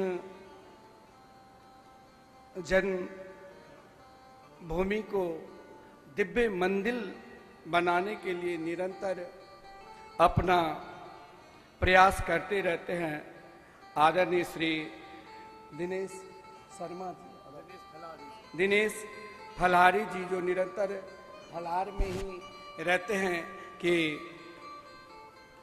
जब तक श्री कृष्ण जन्मभूमि के निकट मस्जिद हट न जाए और दिव्य भव्य श्री जैसे अयोध्या में श्री राम मंदिर है, वैसे मथुरा में श्री कृष्ण जी के दिव्य भव्य मंदिर बने, तब तक फलार में रहकर और निरंतर सामाजिक कार्य करते रहते हैं। रामदास और बाबा रामदास जी महाराज अयोध्या से आए हैं, निरंतर महाराज समाज धर्म से जुड़े निरंतर लगे रहते हैं। हम भी व्यासपीठ से उनको बार बार नमन करते हैं। इस कलिकाल में हमें यह देखना है कि हम स्वयं कहां पर स्थिर है, हम कहां पर है। आजकल समाज में अनेक धर्म में, अनेक जाति में स्वयं को कुछ लोग हर जगह महाराज अपने पहचान के लिए या नेतागिरी के लिए धर्म को बांट रहे हैं। लेकिन साधु संत महात्मा जिसमें सभी पंथों को आदर किए हैं, सभी धर्मों को आदर किए हैं और सभी जाति को आदर किए हैं, कभी बांटते नहीं। और श्रीमद् भागवत महापुराण तो कभी बांटा ही नहीं। भागवत महापुराण में आदरणीय श्रीमान सुखदेव जी महाराज ने व्यक्ति मात्र को, प्राणी मात्र को 3 जगह में जहां भी आपका भाव भगवान के प्रति जुड़ जाए, जहां भी आपके भाव भगवान के प्रति लग जाए, वहीं पर प्रिया प्रीतम के दर्शन मिलेंगे। और यह भाव है श्रोतव्य कीर्तितव्य अस्मर्तव्य शिक्षता भयम। इस कलिकाल में आप चाहोगे कि हम नाना प्रकार की साधना के द्वारा भगवान को प्राप्त कर ले, नितांत असंभव है। तप के बल से, योग के बल से, ध्यान की बल से कहीं ना कहीं मन भटकेगा। लेकिन मन को स्थिर रखने के लिए तब तक महाराज भगवान की कथा मृत का रसास्वादन करो, तब तक कथा मृत का रसास्वादन करो, जब तक आपके स्वयं भाव उस स्थिति में न बदल जाए कि सामने वाले व्यक्ति जिसे हम द्वेष कर रखे हैं, जिसे हम ईर्षा कर रखे हैं, जब भागवत ने, जब धर्म ने हमें समझाया कि यही सर्वस्व है और सब में भगवान है, सब में भगवान को पहचानने के लिए बार बार भागवत को श्रवण करना पड़ेगा। श्रोतव्य, आप भगवान की लीला मृत को जहां भी मिल जाए, जिसके द्वारा भी मिल जाए, आप रसास्वादन करो। वो लीला मृत एक दिन न एक दिन आपको उस तत्व को प्राप्त करा देंगे। महाराज परीक्षित, मैंने पहले ही कहा, ममता जहो, अपनी ममता को त्याग दिया था और अपनी बुद्धि को मतिम कृष्ण ने भगवान श्री कृष्ण के चरणार बिंद में पूर्ण रूप से लगा दिया था। और श्रद्धानो महामना, श्रद्धा के साथ निरंतर गुणगान करते रहते थे। हम सुनते हैं, ऐसा नहीं है जो हम भगवान की चरित्र नहीं सुनते हैं, लेकिन उन चरित्र में सुनते हैं बार बार, परंतु भाव क्यों नहीं जगता है? श्रद्धा नहीं है। जब आप श्रवण करोगे तब ही आपके हृदय में इन 3 में से कहीं इस कलिकाल में एक जगह अपना लो। कीर्तन, मिथिला कुंज आश्रम में श्री राधा मोहन बिहारी मंदिर में 32 वर्षों से निरंतर राधे कृष्ण कृष्ण कृष्ण राधे राधे, राधे श्याम श्याम श्याम राधे राधे, और 33वां वर्ष प्रारंभ हुए। तो कीर्तन ऐसा है जो कीर्तन करने की सबकी अधिकार है। जैसे गंगा में स्नान करने के लिए सब बराबर अधिकार है, ये नहीं कि वो बड़ा है कि वो छोटा है, सब स्नान कर सकते हैं। उसी प्रकार आप जिस धर्म में है, जिस पंथ में है, जिसे मानते हैं, अगर महाराज उनकी रूप को प्राप्त करना है तो निरंतर कीर्तन करो। कीर्तन मात्र से ही आपका चिंतन बढ़ेगा,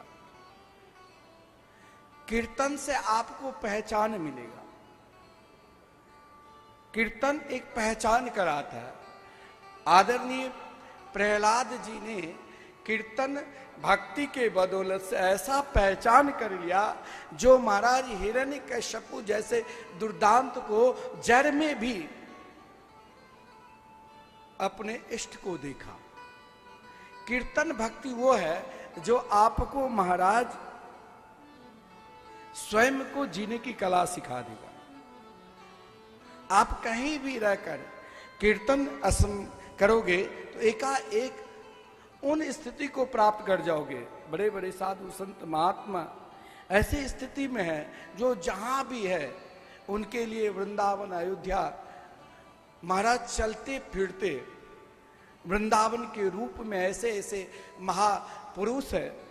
एक बार श्री राधा बाबा की इच्छा हुई कि वृंदावन जाऊं, वयोवृद्ध हो चुके थे, तो महाराज वृंदावन जाने की इच्छा से मचल गए।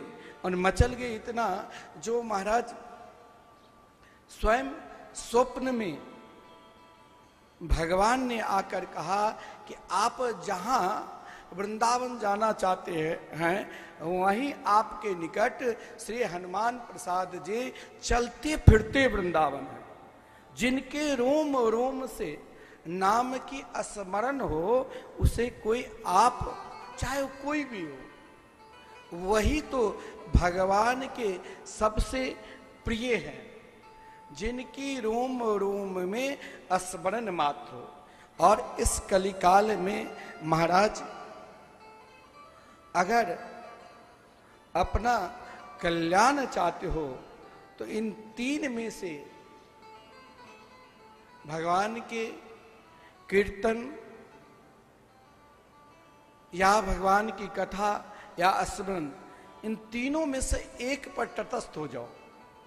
और एक पर तटस्थ हो जाओगे ना, चाहे मन लगे, चाहे मन से चाहे बेमन से आप करते रहोगे, तो फिर आप किसी के दोष नहीं देखोगे। फिर निरंतर आपके चिंतन भगवान के प्रति ही रहेगी। फिर आपका भाव हर जगह, जहां भी प्रहलाद जी की तरह आपके नेत्र में भी वही बसा रहेगा। कौन? तो प्रिया प्रीतम, इस नयन में फिर दूसरा आने वाले नहीं है। आप जहां भी जाओगे वहां पर फिर एक ही रूप दिखाई देंगे। हमारे आचार्य चरण कहते हैं, वो कैसा भाव हो जाएगा? बसो नैनन में दो चंद बसो मोरे, नैनन में दो चंद बसो मोरे, नैनन में दो चंद बसो मोरे, नैनन में दो चंद बसो मोरे। गौर बरन वृषभानु नंदनी, गौर बरन वृषभानु नंदनी, गौर बरन वृषभानु नंदनी, गौर बरन वृषभानु नंदनी, श्याम बरन नंद नंद बसो मोरे, श्याम बरन नंद नंद बसो मोरे, नैनन में दो चंद बसो मोरे, नैनन में दो चंद बसो मोरे।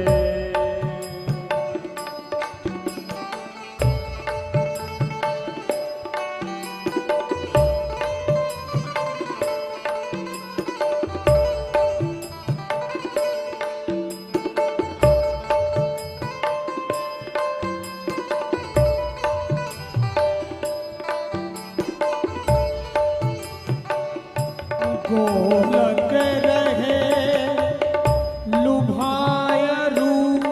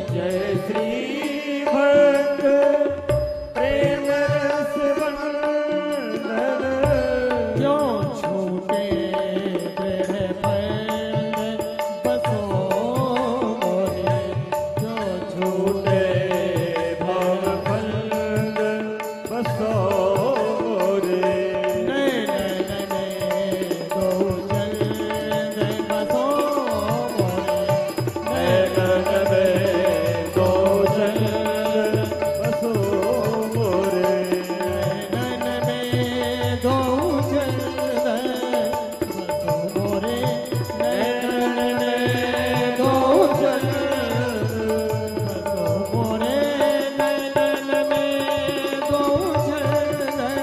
बसो मोरे नैन में दो चंद बसो मोरे नैनन में दो चंद बसो मोरे नैन में दो चंद बसो मोरे नैन में दो चंद बसो मोरे नैन में दो चंद बसो मोरे नैनन में दो चंद बसो मोरे नैन में दो चंद जय जय श्री राम। आइए दो शब्द महाराज जी के द्वारा आप रसास्वादन करिए।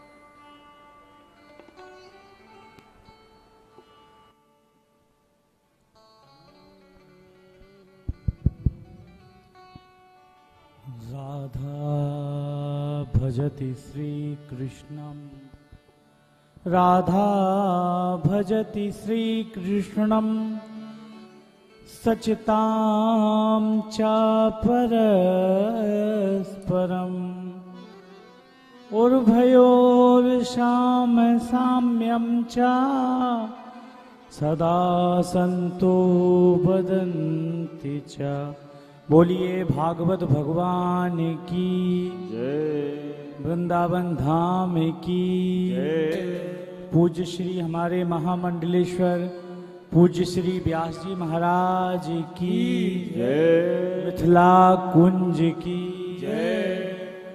एक बार जोर से बोलिए जय श्री राम जय श्री राम जय श्री राधे। जय श्री राम। व्यास पीठ पे विराजमान हमारे महामंडलेश्वर पूज्य श्री का बहुत ही हम आदर सम्मान हृदय से करते हैं। अब पीठ पीछे तो नाम ले ही देते, अब आप सब जानते ही हैं, तो महाराज जी को बारंबार प्रणाम। और दो शब्द कथा हो रही है तो दो शब्द हम चाहेंगे दिनेश महाराज भी बोलें, लेकिन हमारा एक भाव है बहुत सालों से ही जहाँ जब जब इस आश्रम में ठाकुर जी की सेवा की महाराज जी वो आचार पंडित शास्त्री कहीं ना कहीं अच्छे से व्यवस्थित हो गए। तो ये जो ठाकुर जी हैं ये बहुत सिद्ध हो गए। अगर कोई इनकी एक दो महीने ही सेवा कर ले तो वो दुखी नहीं रहता। जैसे कहा है मूरख राजा राज करत हैं पंडित फिरें भिकारी कर्मन की गति न्यारी पतिव्रता नार पूत को तरसे और फूहर जंजन बारी। अभी अब आपको देखो एक बात बताएं कि भगवान कैसे हैं, परम दयालु। और भगवान को क्या है बोले तात राम नहीं नर भूपाला भुवनेश्वर कालों कर काला। भगवान तो कालों के भी काल हैं। महाकाल भोलेनाथ जिनका भजन करते हैं वो राम जी हैं। और वो राम जी कितने सरल हैं, वो श्याम जी कितने सरल हैं कि भगवान को सबसे ज्यादा बाल गोपाल प्रिय हैं कि नहीं। और बिहारी जी दर्शन के लिए हमारे या राधा वल्लभ दर्शन के लिए या और सप्त दिवालय दर्शन के लिए जब आश्रमों में बच्चे आते हैं तो माता पिता तो दर्शन कर लेते, लेकिन बच्चों को बड़ी दिक्कत होती है कि नहीं, आप सब जानते ही हैं। तो अब यही है कि सब कुछ एक मत हैं और कुछ एक मत हैं, तो हम तो कहते हैं सबका एक मत हो जाए, होता है नहीं। तो फिर बस यही है कि हम यही सब कहना चाहते हैं कि भगवान को सबसे ज़्यादा भक्त प्रिय हैं, क्योंकि कहते अपार करुणा सिंधुर भगवान भक्त तत्परा। और वो भी भक्त कैसे प्रिय हैं कि मन से सकल वासना भागी केवल राम चरण चित लागी। तो बाल गोपाल जो होते हैं बच्चे, जब तक बाल गोपाल हैं विद्यालय प्रवेश नहीं किए तब तक वो भगवान की पूजा करते हैं, लेकिन भगवान से मांगते नहीं हैं। ध्रुव ने भी भगवान से कुछ नहीं मांगा और प्रहलाद जी ने तो भगवान से ये कहा, आप मुझे दे रहे हो तो ये वरदान दे दो कि मांगने की इच्छा ही खत्म हो जाए।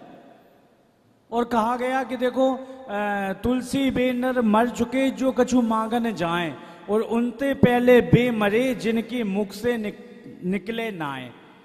तो सबसे बड़ी बात है कि भाव विशुद्ध हो तो भगवान जरूर मिलते हैं। और भाई को भाई अनक आलसहूँ, नाम जपत मंगल दिशि दसहूँ।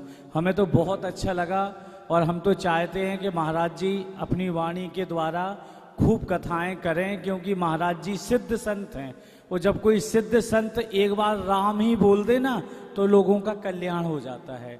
अब हम अपनी वाणी को विराम देते हैं और हम चाहते हैं कि हमारे 3 वर्ष, आज 4 वर्ष होने को हैं जब से अन्न ग्रहण नहीं करे, 15 साल से पादुका नहीं पहन रहे। और वैसे मथुरा जन्मभूमि का कई लोग केस लड़ रहे, लेकिन कुछ पब्लिसिटी के लिए लड़ते हैं, लेकिन कुछ त्याग तपस्या से लड़ रहे। देखो महाराज जी को पता था और हृदय में प्रेम था। वही बात दिनेश जी रास्ते में कह रहे कि चाहे 10 मिनट को जाएंगे लेकिन जाएंगे जरूर, क्योंकि महाराज जी का ये भी बहुत आदर सम्मान करते हैं। क्योंकि ये जब 1-2 बार गए और कीर्तन का ध्वनि सुनाई दी तो इन्होंने पूछा कि ये कीर्तन यहाँ बराबर होता है? उनकी बराबर, यहाँ तो सालों से हो रहा, और कोई भी भूखा आ जाए तो भोजन भी मिलता। और महाराज जी कभी किसी से कहते नहीं कि दो, क्योंकि देनहार कोई और है, देत रह दृन रैन, लोग भरम हम तो करें आसो नीचे नैन। तो ऐसे सिद्ध हैं, ऐसे महाराज जी जैसे साधक हैं। और महाराज जी के द्वारा जो भी परीक्षित श्रीमद् भागवत कथा सुन रहा है, मैं तो उसे बहुत बड़ा बड़भागी मानूंगा, क्योंकि महाराज जी बिना परीक्षित के प्रेम से तो कर ही नहीं सकते। जय जय श्री राधे। अब 2 शब्द हमारे दिनेश पलारी जी भी कहें तो हमें भी और महाराज जी को बड़ी प्रसन्नता होगी। कछु माखन को बल बड़ो, कछु गोपन करी सहाय। श्री राधे जी की कृपा से हमने गिरवल लिए उठाए। पूज्य महामंडलेश्वर महाराज जी के चरणों में दंडवत प्रणाम करते हुए, पूज्य रामदास महाराज जी अयोध्या वाले के चरणों में प्रणाम करते हुए आप सभी भक्तों को जय श्री कृष्णा, राधे राधे। हमारे इस आश्रम में पूज्य महाराज जी के यहाँ अखंड कीर्तन चलता रहता है। सार्वजनिक सामाजिक सेवाओं के लिए इस आश्रम में बहुत अच्छे कार्य होते रहते हैं। हमारे मथुरा में भगवान श्री कृष्ण का जन्म हुआ था, तो वहाँ पर उनके प्रपौत्र ने बहुत बड़ा मंदिर बनवाया था। उस मंदिर पर औरंगजेब ने अवैध कब्जा कर लिया। वो अवैध कब्जा महाराज जी आज भी बरकरार है। जहाँ भगवान कृष्ण का जन्म हुआ वो मंदिर आज भी उसके ऊपर मस्जिद बनी हुई है। तो पूज्य महाराज जी संत भगवान के चरणों की कृपा से हम इस केस को लड़ रहे हैं प्रयागराज हाई कोर्ट में और सुप्रीम कोर्ट में। हमें विश्वास है पूज्य संतों के आशीर्वाद से यह लड़ाई बहुत जल्द जीतेंगे और अयोध्या की तरह मथुरा में भी भगवान श्री कृष्ण का भव्य मंदिर बनेगा। जय जय श्री राधे। बहुत बहुत धन्यवाद आदरणीय शर्मा जी का। मैं निवेदन करूंगा एक बार सभी जोरदार तालियों से स्वागत करेंगे। और बड़ी सुंदर बात कह रहे थे, मैं निवेदन करना चाहूंगा, जो सनातन नहीं मिटा रावण की ललकार से, जो सनातन नहीं मिटा कंस की हुंकार से, वो सनातन क्या मिटेगी आज की विधर्मियों की चीत्कार से। तो बहुत ही जल्दी जिस प्रकार से श्री राम जन्मभूमि में हमारे श्री राम लला विराजमान हुए, बहुत ही शीघ्र श्री कृष्ण जन्मभूमि में भी श्री हमारे भगवान श्री कृष्ण विराजमान होंगे। पूज्य महाराज श्री के द्वारा अयोध्या से पधारे संत भगवान का स्वागत सम्मान हो रहा है। और जो हमारे श्री कृष्ण जन्मभूमि के पक्षकार हैं आदरणीय दिनेश शर्मा फलाहारी जी, उनका भी स्वागत एवं सम्मान किया जा रहा है। मैं निवेदन करूंगा एक बार सभी पुनः जोरदार तालियों से स्वागत करेंगे।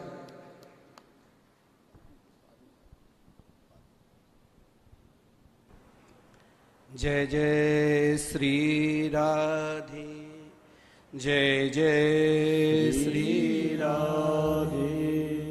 दोबारा हम सब कीर्तन करें फिर कथा करें। राम श्री राधे कृष्ण राधे कृष्ण कृष्ण कृष्ण राधे राधे राधे श्याम राधे श्याम श्याम श्याम राधे राधे राधे कृष्ण राधे कृष्ण कृष्ण राधे राधे राधे कृष्ण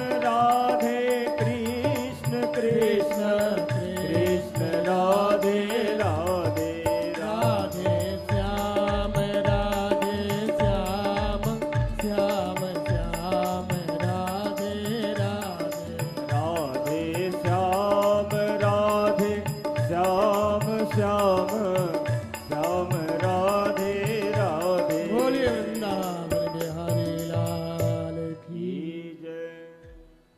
भागवत में भगवान के राधे राधे। श्री वृंदावन बिहारी लाल की जय। कथा के मध्य विघ्न उपस्थित करने उपस्थित हुआ हूं, उसके लिए मैं क्षमा चाहता हूं, लेकिन कुछ व्यवस्थाएं हैं, कुछ सूचना है जो मैं आप लोगों को देना चाहता हूं। जैसा कि मैंने आप लोगों को पूर्व में निवेदन किया, पूज्य महाराज श्री के सानिध्य में मिथिला कुंज आश्रम वृंदावन में जो श्रीमद् भागवत महापुराण का भव्य एवं दिव्य मंदिर निर्माण किया जा रहा है, जिसमें श्रीमद् भागवत जी के 18,000 श्लोक शिलालेख किए जाएंगे। मैंने निवेदन किया था एक श्लोक की सेवा राशि 51 रुपए दे करके आप अपने नाम से, अपने पूर्वजों के नाम से इस भागवत महापुराण मंदिर में एक श्लोक आप लोग शिलालेख करवा सकते हैं। हमारी बात को, इस कथा को श्रवण कर रहे हैं बिहार से श्रीमान राधे श्याम झा जी, और इन्होंने इस श्रीमद् भागवत महापुराण के मंदिर में 6 श्लोकों की सेवा करते हुए 30,600 रुपए की सेवा राशि प्रदान करते हैं। एक बार इनके लिए सभी जोरदार तालियों से स्वागत करेंगे। बहुत बहुत धन्यवाद है श्रीमान राधे श्याम झा जी का। ठाकुर श्री बांके बिहारी की कृपा आपके ऊपर एवं आपके परिवारीजनों के ऊपर सदैव बनी रहे। श्रीमती किरण सिंह जी हैं, आप भागवत मंदिर में 501 रुपए की सेवा राशि प्रदान करती हैं, आपका बहुत बहुत धन्यवाद है, बहुत बहुत साधुवाद है। श्रीमती अपर्णा सिंह जी, आपके द्वारा भी 501 रुपए की सेवा राशि प्रदान हो रही है, आपका भी बहुत बहुत धन्यवाद, बहुत बहुत साधुवाद है। और भागवत मंदिर में 1 ईंट की सेवा राशि कर रहे हैं श्रीमान सुशील कुमार जी, आप 1 ईंट के निमित्त 1100 रुपए की सेवा राशि प्रदान कर रहे हैं। एक बार इनके लिए भी सभी जोरदार तालियों से स्वागत करेंगे। और श्रीमती रेखा देवी जी जुड़ रही हैं, जिन्होंने इस भागवत मंदिर में 1 ईंट की सेवा के साथ जुड़ रही हैं। इन्होंने अपने नेक कमाई में से 1502 रुपए की सेवा राशि प्रेषित किया है, आपका बहुत बहुत धन्यवाद। एक बार इनके लिए भी जोरदार तालियों से सभी स्वागत करेंगे। और जैसा कि मैंने निवेदन किया था कि इस मिथिला कुंज आश्रम वृंदावन में अनवरत 32 वर्षों से अखंड श्री हरि नाम संकीर्तन चल रहा है। और मैंने निवेदन भी किया था, यदि आप लोग भी अपने बच्चे के जन्मदिवस को मनाना चाहते हैं, मिथिला कुंज आश्रम से जुड़ करके अपने वैवाहिक वर्षगांठ को, शादी की सालगिरह को मंगलमय बनाना चाहते हैं, उसके निमित्त आज हमारे फरीदाबाद हरियाणा से जुड़ रहे हैं श्रीमान सतीश गोयल जी। आज इनके बच्चे का जन्मदिवस है और इन्होंने अपने बच्चे के जन्मदिवस को मंगलमय बनाते हुए 1 दिन के संकीर्तन के निमित्त 1500 रुपए की सेवा राशि प्रदान करते हैं। इनके लिए एक बार सभी जोरदार तालियों से स्वागत करेंगे। बाकी बिहारी से प्रार्थना करूंगा, बच्चे की आयु लंबी हो, स्वस्थ हो, सुखी हो। और बिहार से ही जुड़ रहे हैं श्रीमान दीपक सिंह जी, इन्होंने भी भागवत मंदिर के लिए 1 ईंट की सेवा राशि करते हुए 1100 रुपए की सेवा राशि हमारे सेवा संस्थान को भेज रहे हैं। एक बार इनके लिए भी सभी जोरदार तालियों से स्वागत करेंगे। तुलसी पंछी के पिए घटे न सरिता नीर, दान किए धन ना घटे जो सहाय रघुबीर। जो भी दान समर्पित करता है, आप लोग ध्यान दे लेना, दान करने वालों का धन कभी भी घटा नहीं है, बढ़ता ही गया है। आप लोगों ने देखा होगा, कुएं से जितना पानी निकालोगे, कुएं का जल उतना ही स्वच्छ एवं पवित्र एवं पीने योग्य होता है। यदि आप लोग कुएं से पानी निकालना बंद कर देंगे तो कुएं के जल में दुर्गंध आ जाएगी। इसी प्रकार से हमारा भी धन सुगंध तब प्रदान करेगा जब हम अपने नेक कमाई में से थोड़ा थोड़ा दान हमारे मिथिला कुंज आश्रम सेवा प्रकल्पों से जुड़ करके करते रहेंगे तो आपका भी धन सार्थक हो जाएगा।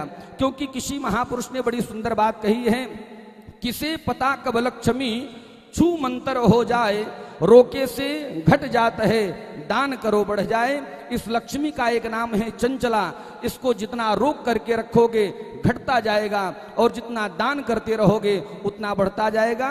तो जिन दानदाताओं ने, जिन भामाशाहों ने हमारे मिथिला कुंज आश्रम वृंदावन के सेवा प्रकल्पों से जुड़े हैं, भागवत मंदिर में जिन लोगों ने सेवा प्रदान किया है, उन सभी का बहुत बहुत धन्यवाद। और जिन लोगों ने अभी तक हमारे सेवा संस्थान के सेवा प्रकल्पों से नहीं जुड़े हैं, मैं निवेदन करूंगा आप भी तुरंत अपने मोबाइल फोन को उठाएं और हमारे आपके टीवी स्क्रीन पर हमारे सेवा संस्थान के जो नंबर टेलीकास्ट हो रहे हैं, उन नंबरों पर फोन करके आप लोग अपने दान एवं अपने नाम की घोषणा को करवा सकते हैं। आइए हम सभी भक्त प्रवेश करते हैं पूज्य महाराज श्री के सानिध्य में।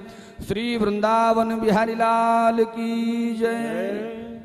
जय जय श्री राधे।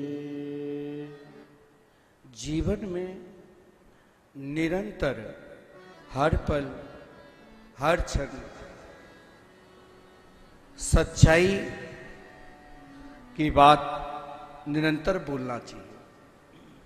चाहे आप किसी भी आश्रम में कहीं भी क्यों ना हो, कितने भी बड़े पद पर क्यों ना हो और कितने भी छोटे से छोटे क्यों ना हो, लेकिन कभी अपनी सच्चाई को नहीं त्यागना चाहिए।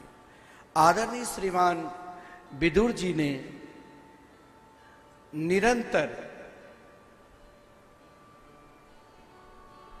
धृतराष्ट्र को समझाने के लिए एक बात और भी ध्यान देना, जीवन को यदि सुगम, सरल और निरंतर प्रसन्नता में रखना चाहते हो तो किसी न किसी महात्मा के, किसी न किसी सदगुरु संत के अनुयायी बन जाओ, उनके सानिध्य में रहो, चाहे मन से चाहे बेमन से।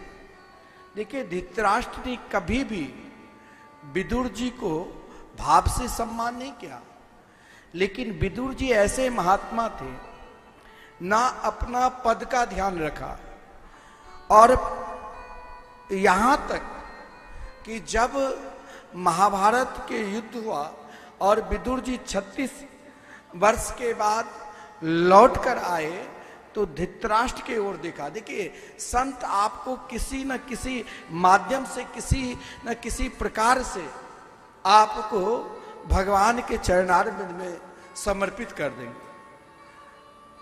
धृतराष्ट्र के प्रति विदुर जी का निरंतर भाव भ्रातृभाव में था, बड़े भाई के रूप में आदर करते थे। लेकिन यह ध्यान देना, चाहे आज इसी समय महापुरुषों की वाणी को मान लिया और या कभी न कभी मान लोगे ना, मन से चाहे बेमन से। वही विदुर जी ने धृतराष्ट्र को 2 बार समझाया था। पहले बार जब धृतराष्ट्र के पुत्र दुर्योधन, जो महादुर्दांत पापी था, जिनकी दुर्दंता को देखकर आदरणीय श्रीमान विदुर जी ने धृतराष्ट्र को बार बार समझाया, यदि चाहते हो कि हम शांति से रहे तो इस शांति में विघ्न डालने के लिए ये जो आपके पुत्र है, मुझे लगता है कि आपका पूर्व जन्म के कोई शत्रु ही पुत्र के रूप में आए, आप इसे त्याग दो। उस समय पुत्र मोह के कारण धृतराष्ट्र ने विदुर जी की बात नहीं मानी। संत की वाणी, भगवान की वाणी तब तक पूर्ण रूप से विश्वास नहीं होता है जब तक आप उन वाणी में समर्पित न हो जाओगे। धृतराष्ट्र पुत्र पुत्र मोह के कारण, कभी कभी किसी चीज से मोह लग जाएगा ना, तो हर बात में मंदिर में रहो, सत्संग में रहो, भजन करते रहो, वही याद बनी रहेगी। तो यहां पर विदुर जी ने धर्म नीति का बहुत सुंदर सुंदर उपदेश दिया, लेकिन धृतराष्ट्र के जीवन में कोई प्रभाव नहीं पड़ा। धृतराष्ट्र ने तो विदुर जी के कुछ बात नहीं मानी। अंत में दुर्योधन ने विदुर जी को धक्का देकर महाराज सभा से निकाल दिया। एक बात ध्यान देना, आप स्वयं भजन करते हो ना करते हो चलेंगे, लेकिन कोई भजनानंदी के त्याग ये महापाप है। विदुर जी को त्यागते ही सह निर्गतः कौरव पुण्य लब्धो, कौरव के संपूर्ण पुण्य नष्ट हो गए। कोई भी महात्मा जैसे बीच में आए, मैंने सम्मान किया, महात्मा भी सम्मान से दो शब्द बोले, फिर चल दिए। तो महाराज विदुर जी ने श्रीमद् भागवत महापुराण में वर्णन है कि जब प्रधानमंत्री के पद पर रहते हुए सब कुछ त्यागा, लेकिन कौरवों को क्या ले गए? पुण्य। लेकिन विदुर जी क्या रखा? तो भगवान के नाम। अब आप देखिए नाम तत्व क्या है। कहां पर? तो कहा गया है केले के वन में अपनी पत्नी के साथ भजन करते थे, भगवान शांति दूत बनकर आए। महाराज शांति दूत बनकर गए तो धृतराष्ट्र को, दुर्योधन को बहुत समझाया।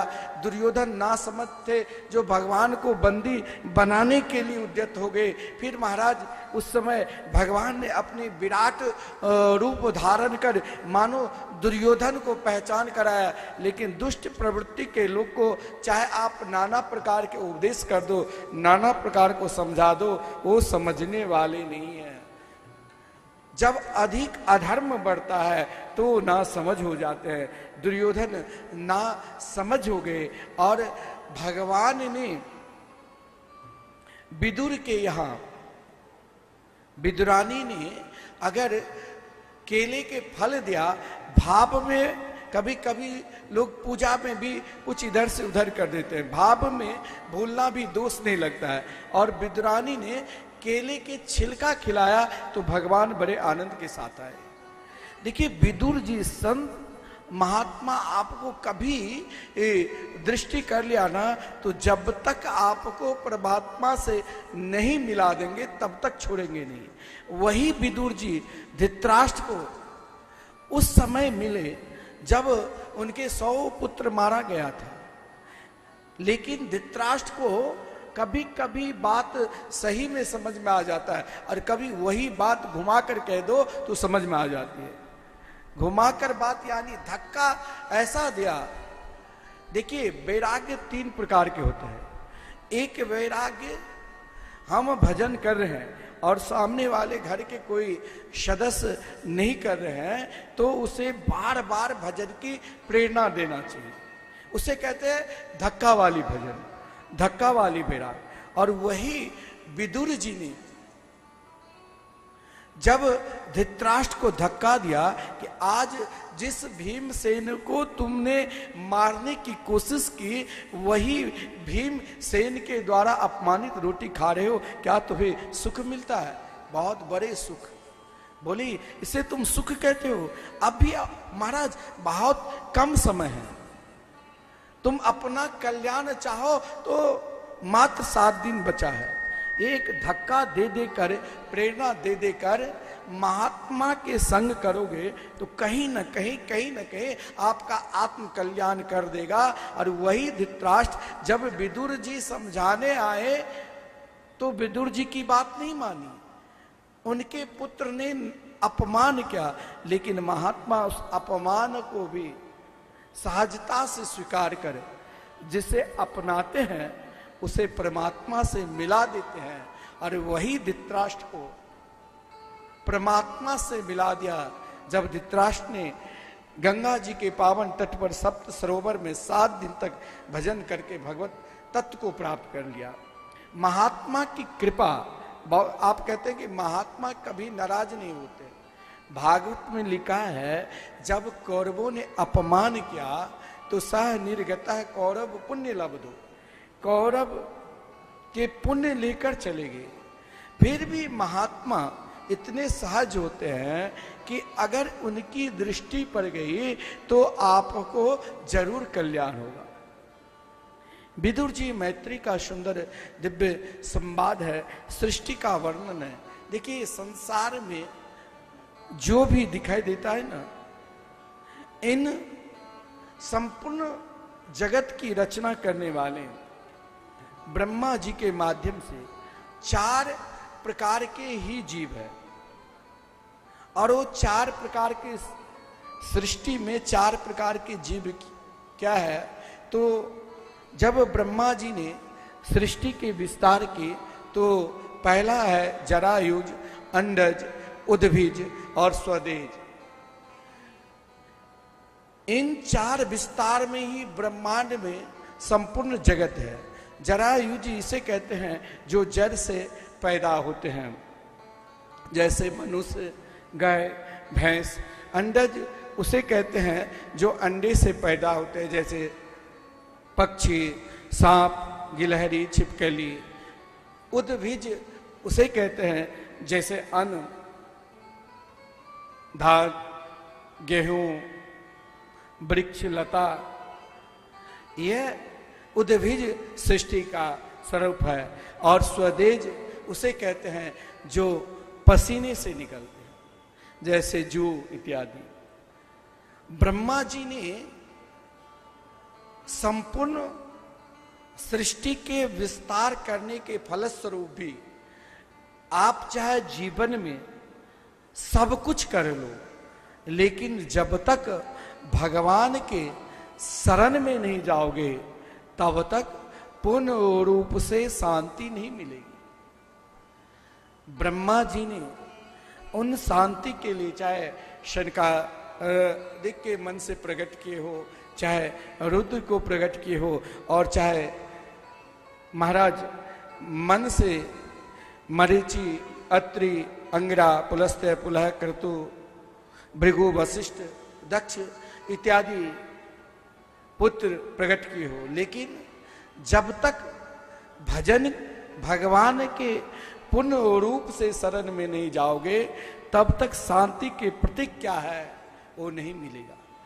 ब्रह्मा जी ने देखा महाराज 4 प्रकार के सृष्टि में जीव प्रकट की है, लेकिन इन सृष्टि के अधिष्ठात्री देव मुझे कहाँ मिलेगा। उसे खोजने के लिए ब्रह्मा जी एक क्षण के लिए व्याकुल हुए, और उन व्याकुलता में ही ब्रह्मा जी के नासिका छिद्र से एक छोटे से कीड़ा स्वरूप, और होते होते देखते देखते विशाल रूप में बढ़ा भगवान के रूप में प्रकट हुए। यानी ध्यान देना, बढ़ा भगवान व्याप्त है। भगवान आप कहें ये नहीं कि हम मंदिर में ही खोज लेंगे। भगवान को खोजने के लिए जिस समय भगवान श्वेत वाराह के रूप में प्रकट हुए तो छोटे स्वरूप में नासिका छिद्र से, और देखते देखते विशाल स्वरूप में, और ब्रह्मा जी जिस रूप के लिए चिंतित थे कि महाराज सृष्टि के विस्तार कैसे करूं। कभी कभी सृष्टि को महाराज बढ़ाना पड़ता है और कभी कभी घटाना पड़ता है। एक महात्मा के पास एक सज्जन गए, महाराज संसार में रहकर भगवान को कैसे प्राप्त करूं। बोले कुछ सोचने की जरूरत नहीं, केवल निरंतर यही सोचते रहना कि एक दिन न एक दिन ये संपूर्ण सृष्टि जल में लीन हो जाते हैं।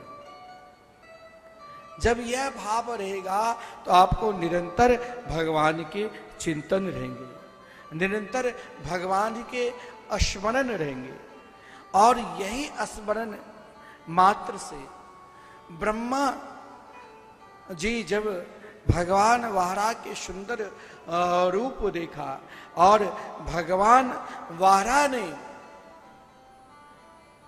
हिरण्याक्ष को उद्धार कर और पृथ्वी को महाराज मनु महाराज को समर्पित कर दिया।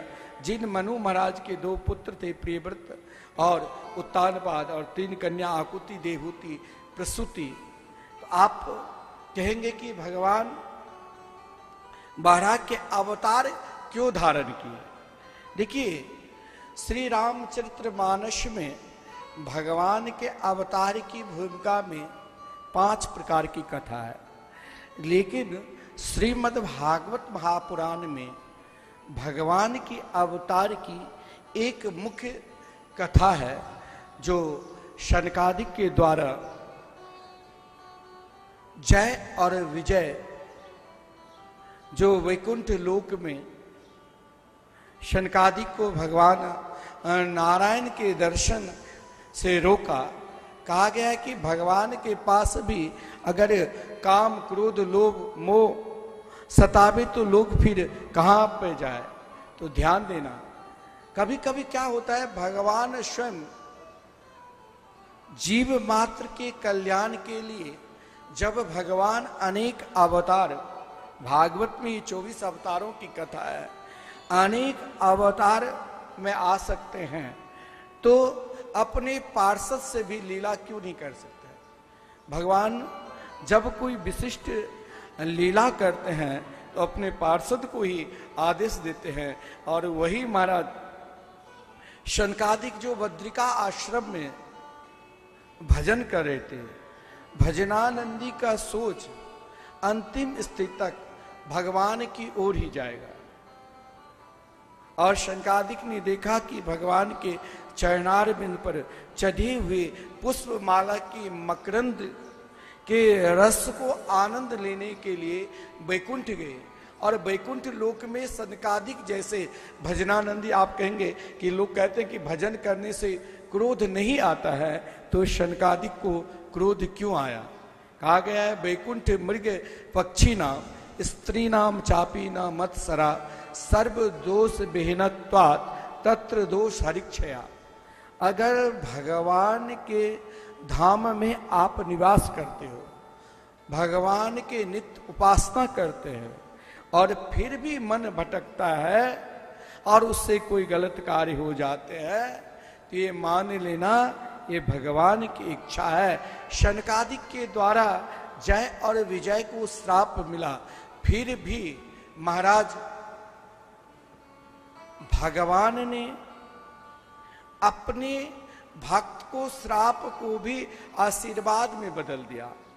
आप कहेंगे कि भगवान की शरण में जाने से अगर गलती भी हो जाती है तो वो गलती भी कभी कभी भजन में ही बदल जाता है। आप कहेंगे कैसे? तो शनकादिक के द्वारा जब जय विजय जैसे निष्ठ पार्षद को श्राप मिला, तो भगवान आकर शनकादिक से कहा कि आप जैसे भक्त को चाहे मेरी पत्नी लक्ष्मी, मेरे पुत्र ब्रह्मा, पौत्र शंकर से भी अपराध हो जाए तो मैं उसे नहीं छोड़ता हूं। अब आप ध्यान देना कि भजनानंदी के भजन करने वाले को भगवान कितने आदर करते हैं, सम्मान करते हैं। आप कहोगे कि जय और विजय को जो श्राप मिला, तो फिर वो भगवान की इतने वर्षों से वो भी महाराज वैकुंठ लोक में सेवा की, तो फिर श्राप क्यों देना पड़ा, वो भी असुर होने के? तो भगवान ने कहा, देखिए भक्त से यदि पाप हो जाता है ना, तो उस पाप के निवारण के लिए भगवान कहीं न कहीं उनके कल्याण हो, तो बोले मैं आपको नहीं छोड़ूंगा। जब भगवान ने अघासुर को मारा तो संपूर्ण बछड़े ग्वाल बाल अघासुर के मुख में गए, तो भगवान भी प्रवेश किया। आगे कहते पाप को, यानी भक्त से पाप भी हो जाते हैं, तब भी भगवान, यदि आप भगवान की पूजा कर रहे हो, पाप हो गया, क्रोध आ गया, तो भगवान उस क्रोध को भी भजन में बदल देते हैं। आप भगवान के सत्संग में हो और आपसे पाप हो गया, आप भगवान के धाम में हो, यदि आपसे पाप हो गया तो उस पाप को भी भगवान कभी कभी फल में बदल देते हैं। जैसे जय और विजय को श्राप लगा, तो भगवान ने कहा यदि तुम्हें 3 बार असुर बनना पड़ेगा तो मैं तेरे लिए 4 बार आऊंगा।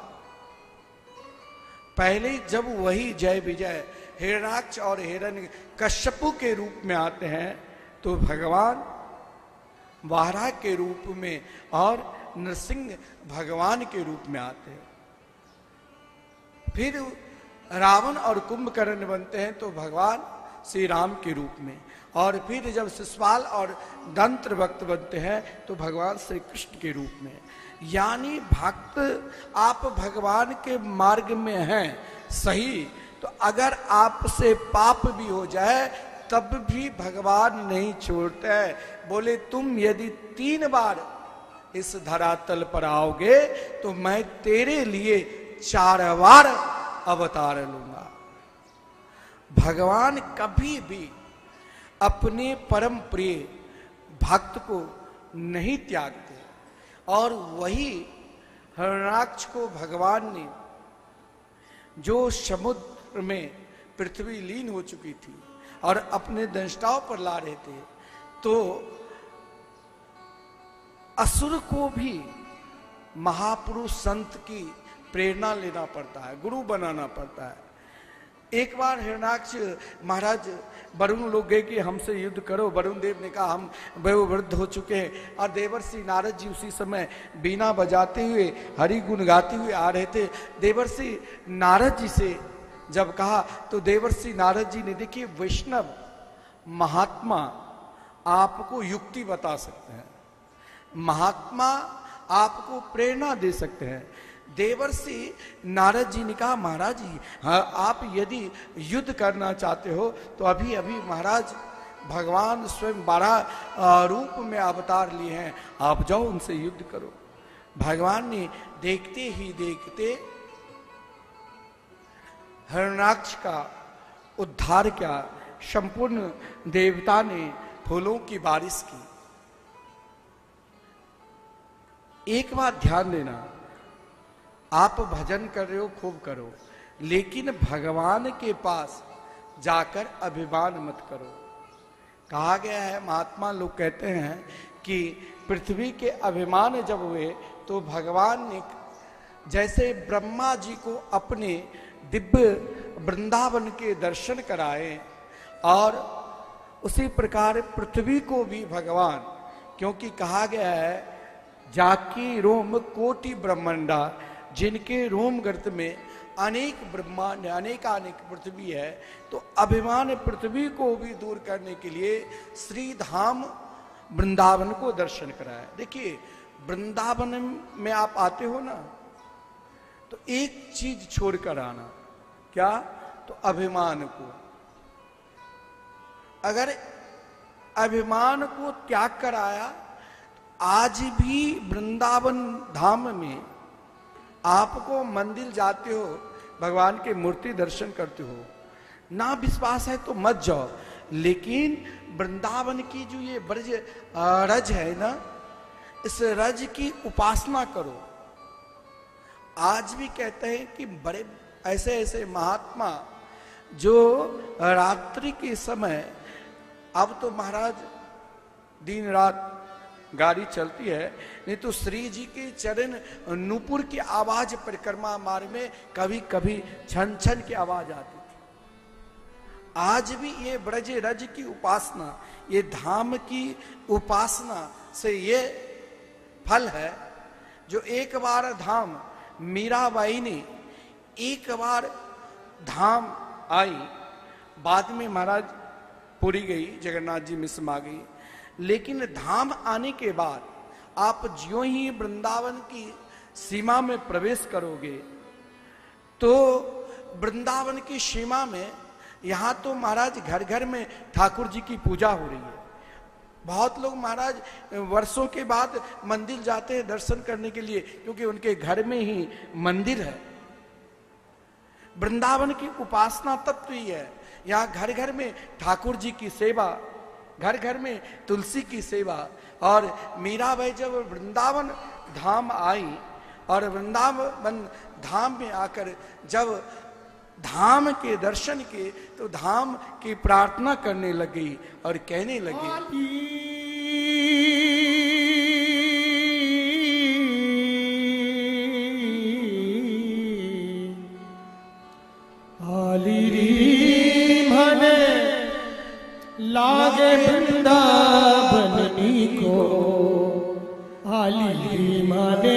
लागे वृंदावनी को। खाली रे भने लागे वृंदावनी को। खाली रे भने लागे वृंदावनी को। खाली रे भने लागे वृंदावनी को। लागे वृंदावनी को। लागे वृंदावनी को। खाली मने लागे वृंदावनी को। खाली रे भने लागे वृंदावनी को। घर घर तुलसी ठाकुर सेवा। घर घर तुलसी ठाकुर सेवा। घर घर तुलसी ठाकुर सेवा। घर घर तुलसी ठाकुर सेवा। दर्शन गोविंद जी को। खाली भने लागे वृंदावनी को। खाली रे भने लागे वृंदावनी को।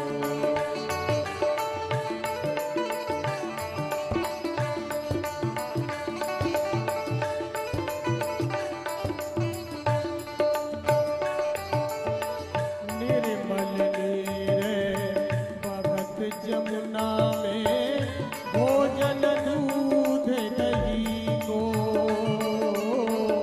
निर्मल नीर बहत यमुना में भोजन दूध दही को। रतन सिंहासन आप विराजे। रतन सिंहासन आप विराजे। रतन सिंहासन आप विराजे। रतन सिंहासन आप विराजे। मुकुट धरो तुलसी को। खाली भने लागे वृंदावनी को। खाली रे भने लागे वृंदावनी को।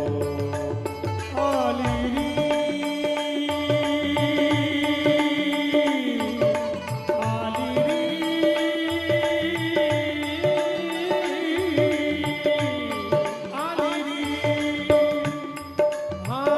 लागे वृंदावनी को। खाली भने लागे वृंदावनी को। खाली रे भने लागे वृंदावनी को।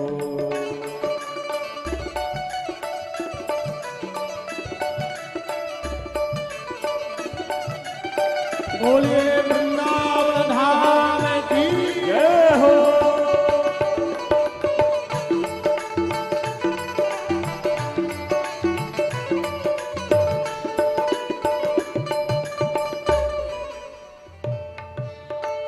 कुंजन कुंजन फिरत राधिका।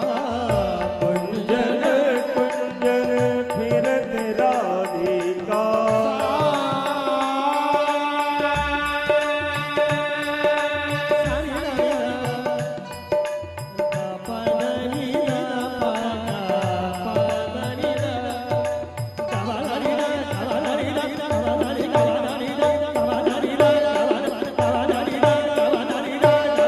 कुंजन कुंजन फिरत राधिका।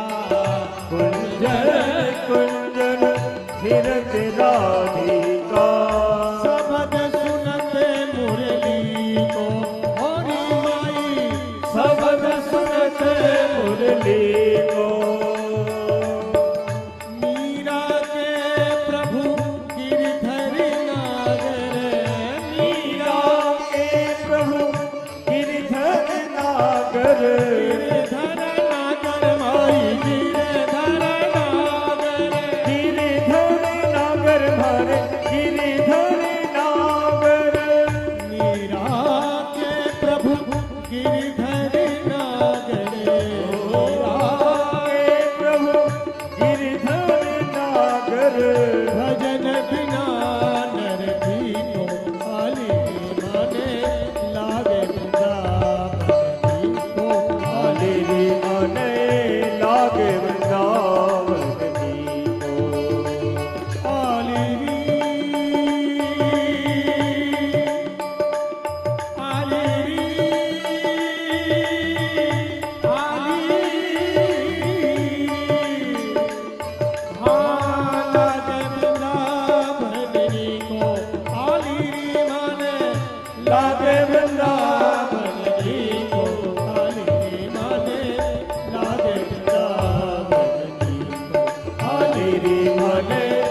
लागे वृंदावन को हाली रे भले लागे वृंदावन को हाली रे भले लागे वृंदावन को हाली रे भले लागे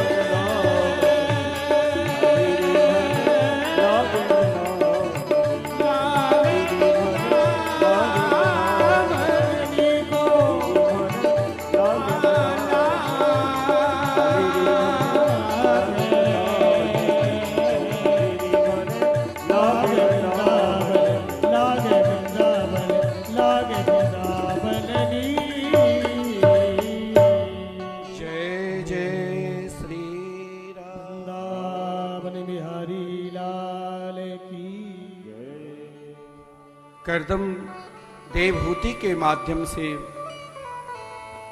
भगवान कपिल के रूप में अवतार लेते हैं। कर्दम जी की निष्ठा और कर्दम जी की तप को देखकर भगवान ने ही आदेश दिया। 10,000 वर्ष तक तप के भगवान दर्शन दिए और भगवान की प्रेरणा से पत्नी की इच्छा की और देवहूति के साथ विवाह हुए, जिसमें 9 कन्याएं। जब 9 कन्याएं ससुराल चली गई, महाराज कर्दम ऋषि भी भगवान कपिल देव के निकट आकर बन जाने की इच्छा प्रकट की। माता देवहूति के पास संपूर्ण सुख सुविधा रहते हुए आज अपने पुत्र को पुत्र नहीं मानकर भगवान मानकर निकट आकर प्रश्न किया कि हे पुत्र, मैं संसार से खिन्न हो चुकी हूं, उदास हो चुकी हूं। शरीर के संपूर्ण इंद्रियां अपने अपने ओर, हाथ अपने ओर, पैर अपने ओर, कान अपने ओर, आंख अपने ओर, सब अपने अपने ओर आकर्षण कर रहे हैं, जीवा अपनी ओर। मुझे यह बताओ कि बंधन, इस संसार रूपी बंधन से मुक्त होकर परमात्मा को कैसे प्राप्त करें, संसार में रहकर भगवान से कैसे मिले। देखिए, इनका भाव बहुत है, लेकिन एक शब्द में भगवान कपिल देव ने अपनी माता से कही, क्या? योग आध्यात्मिक पुंसां मतो नृशेष सायमे अत्यंतो परितेर्यत्र दुःखस्य च सुखस्य च। योगा अध्यात्म का पुंसाम, जीवन जब अत्यधिक विचलित होने लग जाए तो 2 के शरण में चले जाना। किसके शरण में? तो परमात्मा के शरण में और संत के शरण में। लेकिन यहां पर योगा अध्यात्म का पुंसाम के अर्थ करते हैं योग निष्ठ, परमात्मा निष्ठ जो महापुरुष है उनके निकट चले जाओ।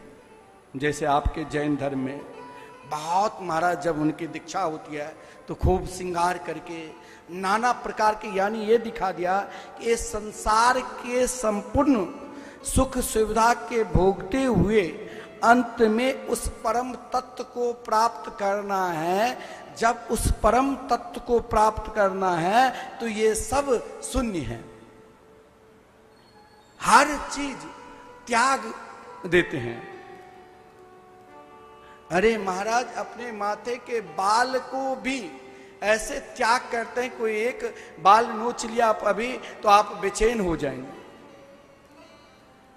क्यों? तो यहां पर भगवान कपिल ऋषि के जो पुण्य वचन है वही वचन का निवारण कर रहे हैं कि योगा अध्यात्म का पुंसाम। जब आप अपने सदगुरु के पास जाओ तो अपनी संपूर्ण इच्छा को त्याग दो। इच्छा है तो महाराज चेता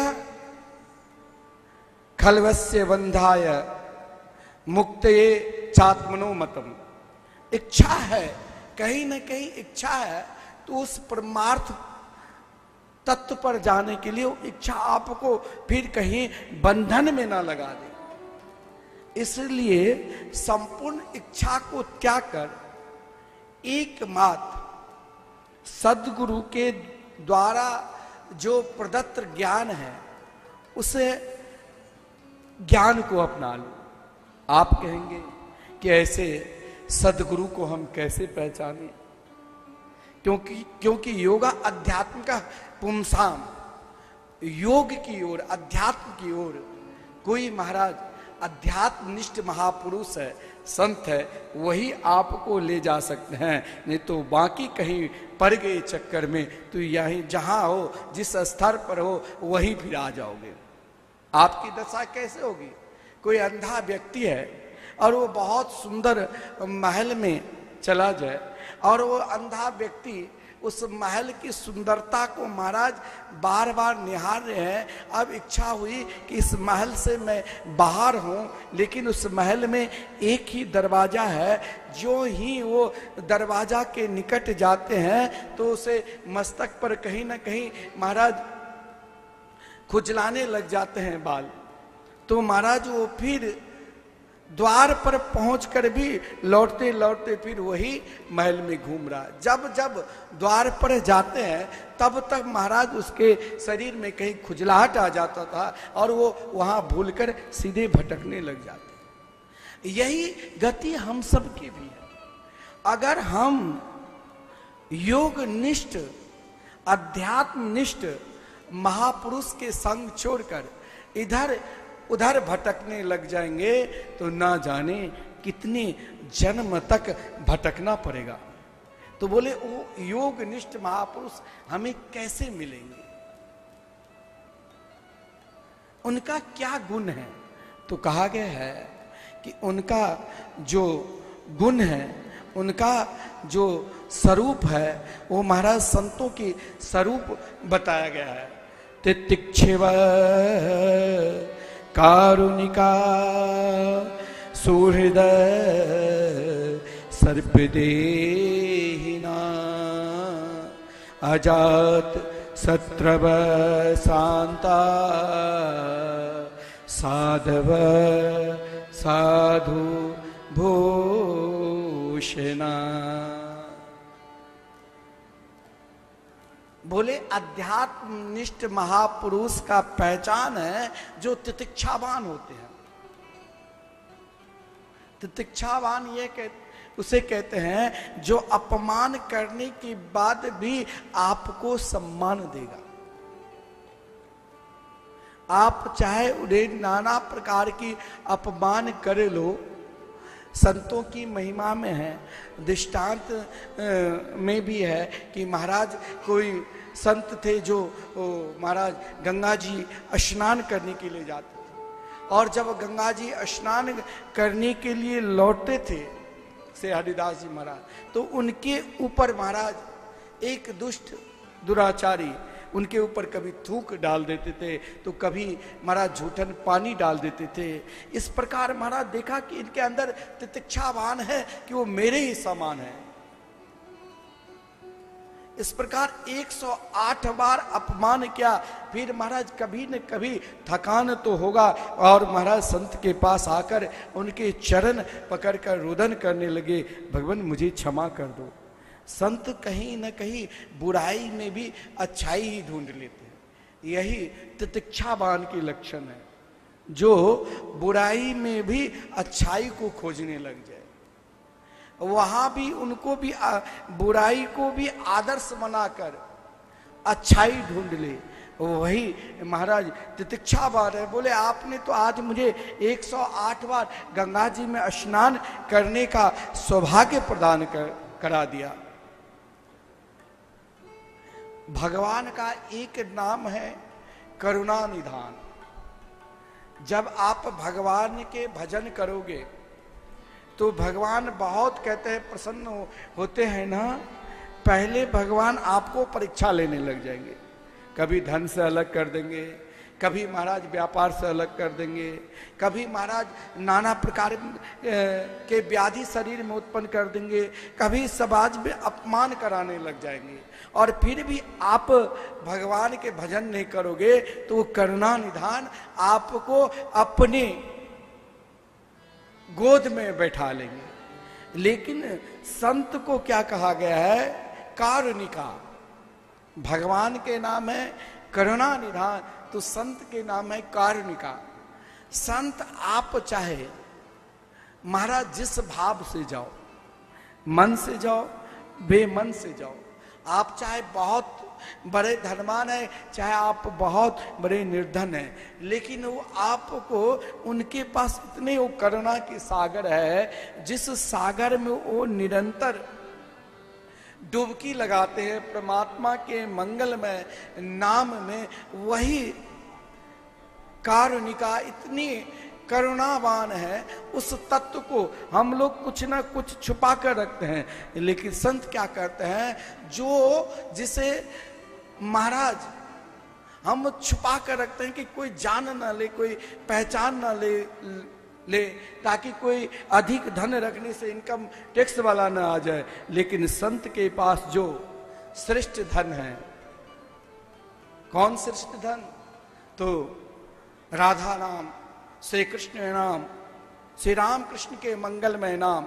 वो इतने करुणावान है जो आपको नामा मृत के चाशनी में गोता लगा देंगे। और महाराज आप इस प्रकार गोता लगाओगे कि सुहृदय सर्वदेही नाम, आपके हृदय में भी वही भाव जागृत हो जाएगा, वही प्रेम जागृत हो जाएगा। जैसे संत के महाराज कोई शत्रु है ही नहीं, सब मित्र है। सुहृदय सर्वदेही नाम। अगर आप सब में अपने इष्ट को देखते हैं कि हमसे कोई जीव की हत्या ना हो जाए। जैन धर्म में महाराज इसे बहुत माना गया है कि हमसे कोई जीव की हत्या ना हो जाए, जानबूझ का अनजान में कुछ हो जाए, प्रयास रखते हैं कि हत्या ना हो जाए। क्योंकि सुहृदय सर्वदेही ना, जिस परमात्मा को, जिस तीर्थकर को हम निरंतर उपासना करते हैं, फिर महाराज कहीं मेरे अंदर ऐसा भाव, वो इस भाव में ना आ जाए ताकि हमें अपराध लग जाए। इसीलिए जब कारण का करुणावान हो जाएंगे तो आपके सुहृदय सर्वदेही ना, संपूर्ण प्राणियों में सब में अपने इष्ट को देखोगे। और जब सब में अपने इष्ट को देखने लग जाओगे तो अजात शत्रव, फिर आपके कोई शत्रु रहेगा ही नहीं, सब आपके मित्र रहेंगे। फिर महाराज किसी से बैर रहेगा ही नहीं। और जब बैर रहेगा नहीं, क्रोध कब आता है? जब आपकी इच्छा की पूर्ति नहीं होती है। आपको महाराज आप बहुत सम्मानित है, तो उस प्रकार आपको सम्मान नहीं मिला, तब क्रोध आ जाते हैं। आजकल महाराज बहुत लोग नहीं कहते भाई मेरा नाम लो, बड़े बड़े सभा में। तो महाराज जब अजात शत्रव, सब में अपने इष्ट को देखने लग जाओगे तो आपका स्वभाव शांत हो जाएगा। स्वभाव को शांत बनाना है, अवगुण को दूर करना है, तो भगवान के चरणार बिंद में जाना पड़ेगा। और जो महाराज जब यही साधु के सबसे बड़ा योगा अध्यात्मिका पुंसा, योग निष्ठ महापुरुष के यही सबसे बड़ा महाराज उनके अस्त्र है, जिस कारण कहा गया है साधव साधु भूषणा। भगवान कपिल ने अपनी माता देवहूति को संपूर्ण तत्वों के विषय में भी समझाया, अष्टांग योग के विषय में भी समझाया, भगवान के विमुख होने पर प्राणी कैसे नरक जाते हैं और कैसे फिर माता के गर्भ में आते, यह भी समझाया। लेकिन हमारे पूज्य गुरुदेव कहा करते हैं कि जीवन में सब कुछ समझ लो, तब तक समझते रहो, तब तक समझते रहो जब तक पूर्ण रूप से भगवान के नाम में विश्वास ना हो जाए। जब पूर्ण रूप से विश्वास हो जाएगा तो नाम तत्व माता देवहूति ने संपूर्ण तत्व को प्राप्त करने के बाद जब कपिल ऋषि ने कहा अब मैं चलूं, तो माता देवहूति वहीं बिंदु सरोवर पर महाराज कहा मैंने सारा तत्व यही समझा, जो भगवान के नाम को पकड़ा उसने सब कुछ पकड़ लिया। और यहां तक सिद्धांत दी, ओहो बत स्वपचितो पिगैया जय जीवाग्रे वर्तते नाम तोभ्यम तेपस्तुपस्ते जय वो स्वसनार्या ब्रह्मानुचूर्णा गृणन्ति ते। अगर महाराज कोई चंडाल है, सुपचबत है, उनका खान पान रहन सहन सब सुपच के समान है, अगर फिर भी वो भगवान के नाम लेते हैं, कहा गया है संपूर्ण तत्वों को समझने के बाद जिसने कृष्ण नाम तत्व परमात्मा के मंगलमय नाम तत्व को समझ लिया, फिर उसे कहीं भटकने की जरूरत नहीं। जिसके हृदय में नाम तत्व है वो संपूर्ण तत्व को पहचान लिया, चाहे वो ज्ञानी हो चाहे वो अज्ञानी हो, चाहे वो महान से महान पापी क्यों ना हो, यदि उसने परमात्मा के मंगलमय नाम तत्व को समझ लिया तो संपूर्ण तत्व को समझ लिया। और कोई संपूर्ण ज्ञान से युक्त है और यदि नाम तत्व को नहीं समझ तो कुछ नहीं समझा। महाराज दक्ष प्रजापति चाहे बहुत बड़ा विद्वान थे, जिसने भगवान को नहीं पहचाना, तो शंकर जी जो निरंतर नामा मृत में ही गोता लगाते हैं, और महाराज जिसे अपनी पुत्री सती को दे दिया था, और अभिमानी क्या यही लक्षण है। जब प्रजापति का पद मिला तो महाराज संपूर्ण देवता ने सम्मान किया और केवल ब्रह्मा जी और शंकर जी मन से ही आदर किए, तो महाराज शंकर जी को श्राप दे दिया। अभिमानी का लक्षण है 500 व्यक्ति में 498 सम्मान करे और महाराज 2 ना करे तो उनको अपना शत्रु मान लेते हैं, उन्हीं से महाराज निरंतर उनको शत्रु मान लेते हैं। और वही देखिए संपूर्ण गुण से युक्त होने के बाद उनके हृदय में नाम तत्व नहीं था, जो महाराज भगवान शंकर जी को श्राप दे दिया और उनको भी श्राप मिला। परंतु जानते हो शंकर जी को नीचे दिखाने के लिए यज्ञ किया, लेकिन उनकी पुत्री सती ने सती हुई और उनके महाराज सिर क्या लगा, बकरा के। अगर आप परमात्मा के नहीं बनोगे तो निरंतर मैं करते रहोगे, और परमात्मा के बनकर रहोगे तो मैंपन अज कहते हैं ब्रह्म को अपने आप पहचान लोगे, और पहचान कोई भी करा सकते हैं। ध्रुव जी की पहचान जब महाराज कहा गया है, महाराज उत्तान पाद के जो 2 पुत्र थे प्रियव्रत और उत्तान पाद महाराज मनु के, तो महाराज मनु के प्रियव्रत तो बालक बड़ा पुत्र भजन करने के लिए चले गए। छोटा पुत्र जो पृथ्वी के सम्राट बने उत्तानपाद, जिनके 2 पत्नी थी, सुनीति और सुरुचि। सुनीति से जो पुत्र हुआ उनका नाम ध्रुव था, और सुरुचि से जो पुत्र हुआ उनका नाम उत्तम था। ध्यान देना, चल रहे हैं किस पर? तो महाराज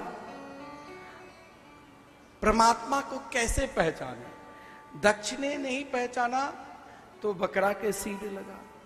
और ध्रुव मात्र 5 वर्ष की छोटी अवस्था, ध्रुव शब्द का अर्थ है ही भजनानंदी।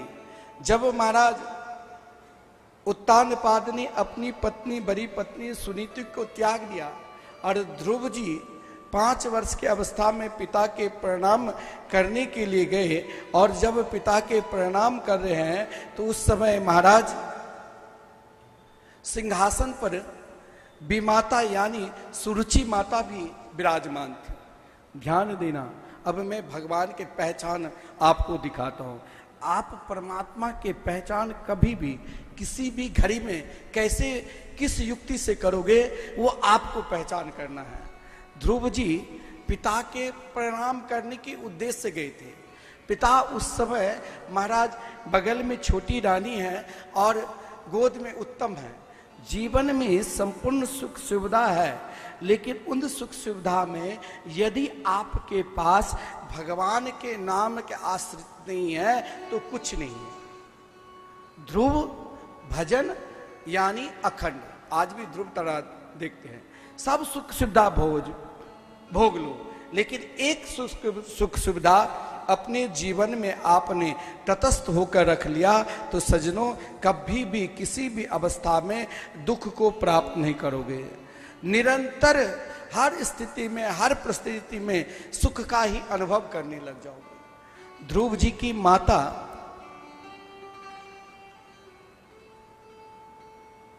सुरुचि ने मात्र ध्रुव जी को सिंहासन पर बैठने से रोका था। और ध्रुव देखिए बालक युक्ति से पूछ लिया कि सिंहासन पर बैठने के लिए, क्योंकि कहा था, अपमान क्या था कि इस सिंहासन पर बैठने के लिए अभी आप अधिकारी नहीं हो, क्योंकि आप महाराज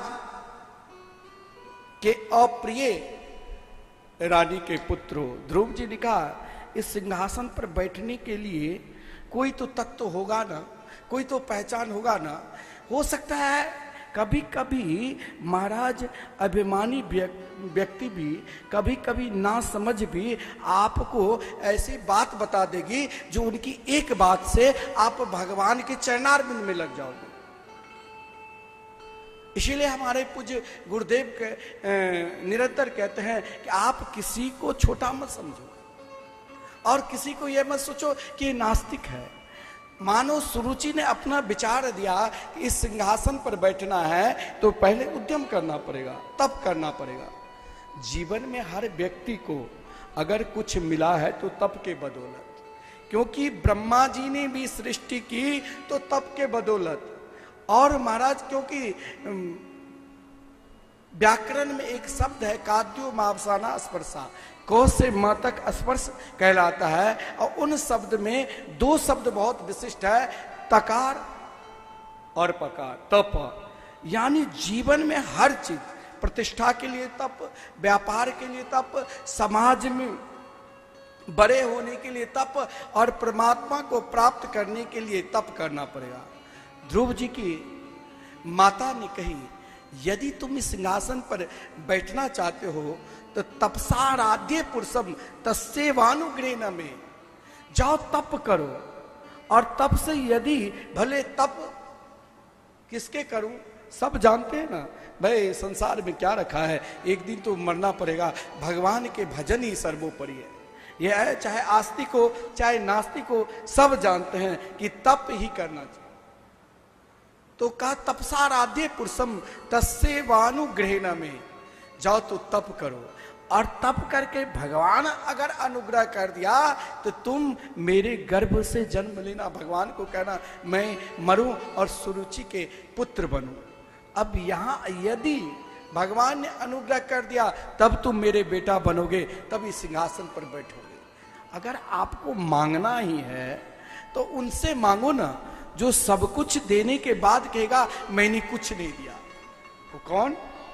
आप किसी बड़े व्यक्ति को बहुत दिन तक सेवा करोगे, वो कुछ आपको महाराज गिफ्ट में दे दिया तो आप सोचोगे बहुत बड़ा चीज दे दिया।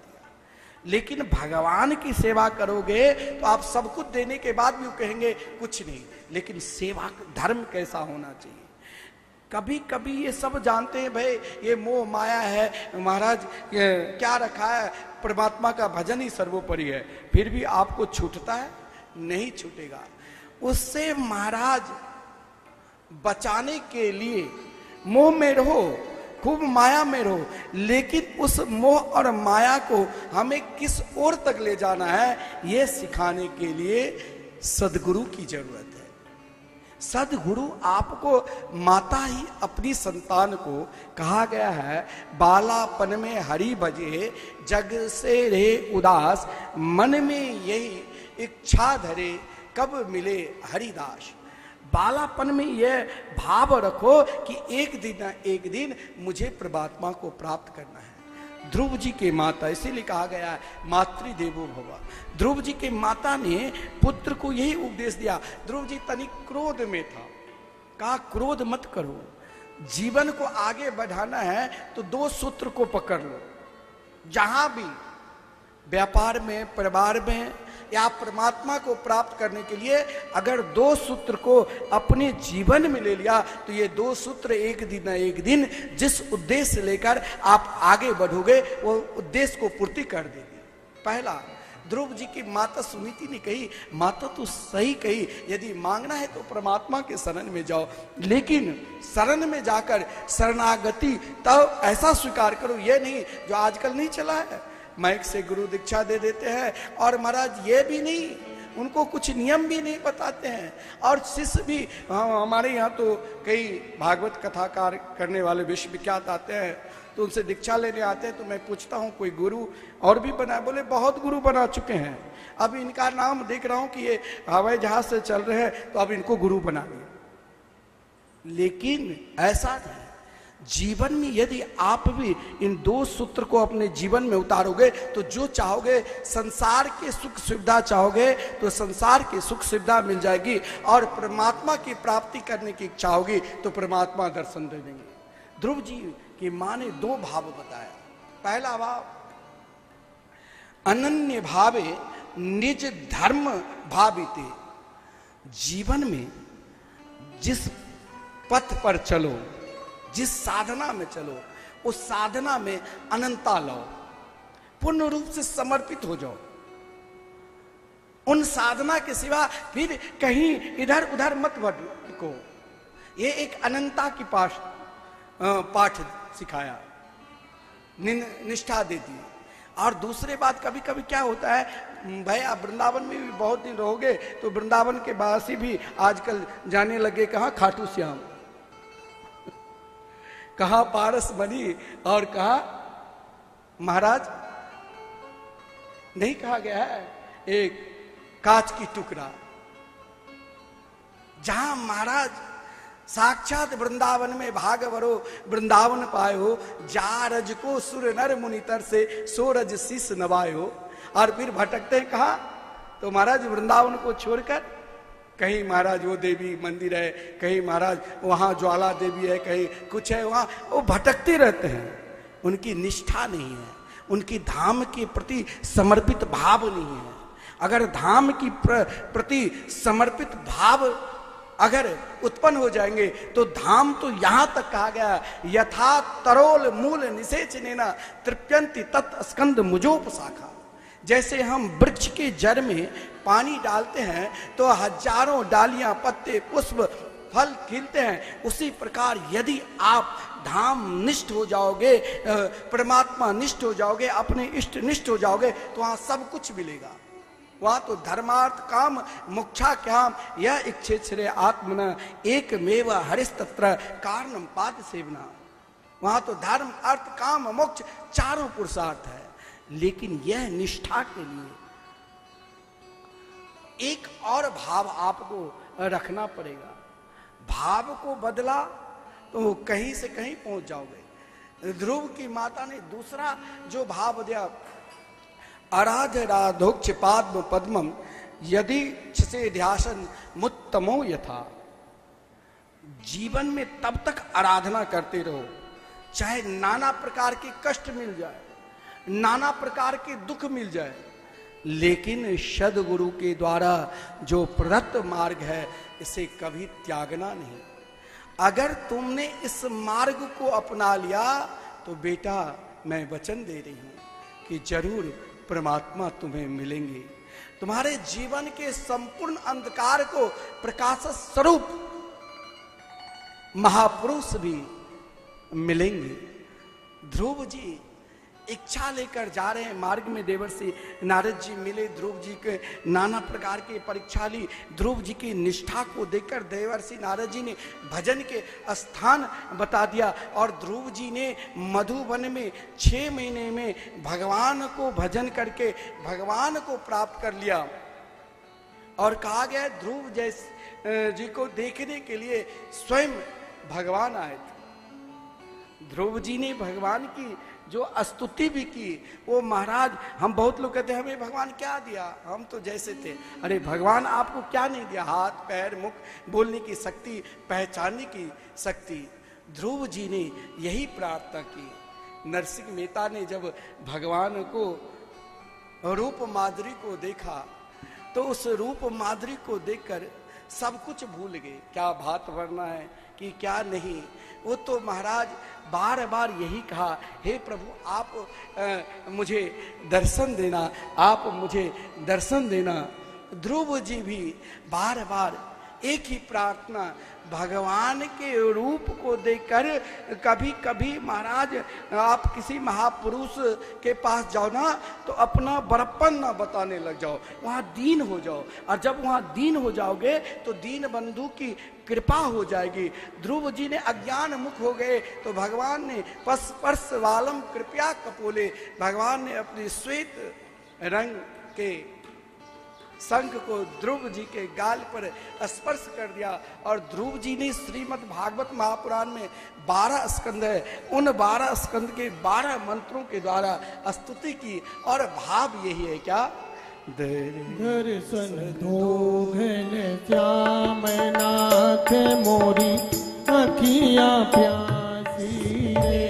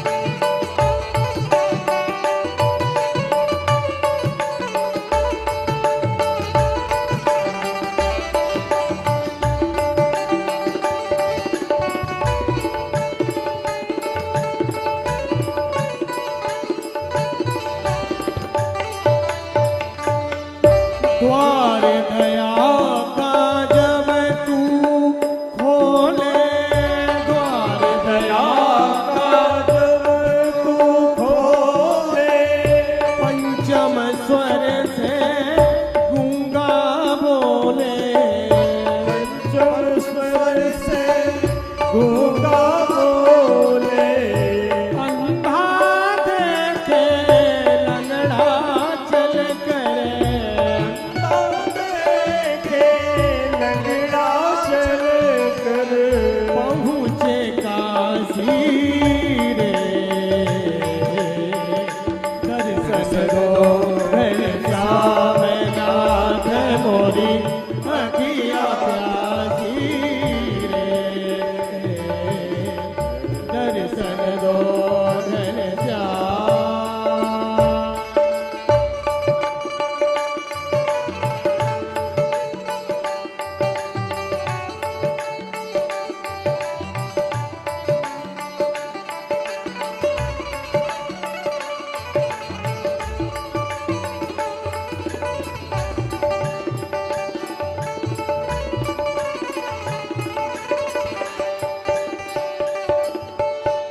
निर्बल के बल धन निर्धन के, निर्बल के बल धन निर्धन के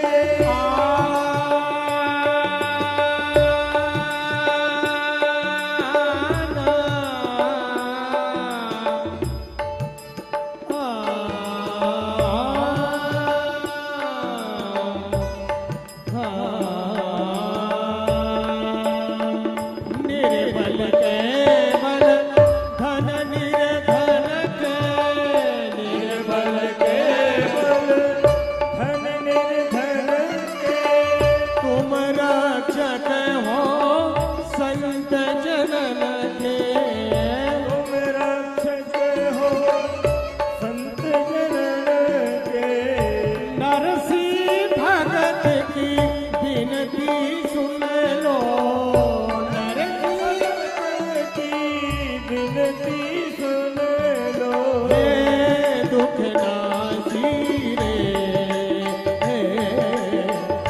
दर्शन दो घनश्याम श्याम श्यामनाथ मोरी अखिया प्यासी रे, दर्शन दो घनश्याम श्याम श्याम मोरी अखिया प्यासी रे, दर्शन दो घनश्याम, दर्शन दो घनश्याम, दर्शन दो घनश्याम। जय जय श्री राम।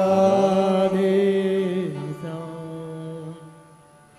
परमात्मा के निकट, अपने इष्ट के निकट कभी भी स्वप्ना अवस्था में भी यह मत कहो कि आपने हमें कुछ नहीं दिया है। आप कहोगे तो सत्यनारायण भगवान की कथा आती है कि एक व्यापारी था, जिस व्यापारी ने कहा कि महाराज जहाज में कुछ नहीं है, तो भगवान ने कहा तब कुछ नहीं है तो लता पता हो। भगवान ने आपको सर्वप्रथम तो मानव शरीर ही दिया है। हम एक लालसा से हैं, हे प्रभु मुझे कब दर्शन दोगे। ध्रुव जी ने वही लालसा लेकर स्तुति भी की, कहा योन्त प्रविश्य मम वाच मेमां प्रसुप्ता संजीवयत किल शक्तिधर स्वधामना अन्यास्तहस्तचरण श्रवणत्वगादि प्रणाम नमो भगवते पुरुषाय तुभ्यं। ध्रुव जी ने कहा, हे प्रभु आपने मुझे सोए हुए इस अंतःकरण को जागृत करा दिया। आपने ही तो मुझे हाथ पैर नाक कान संपूर्ण इंद्रियों की शक्ति प्रदान की।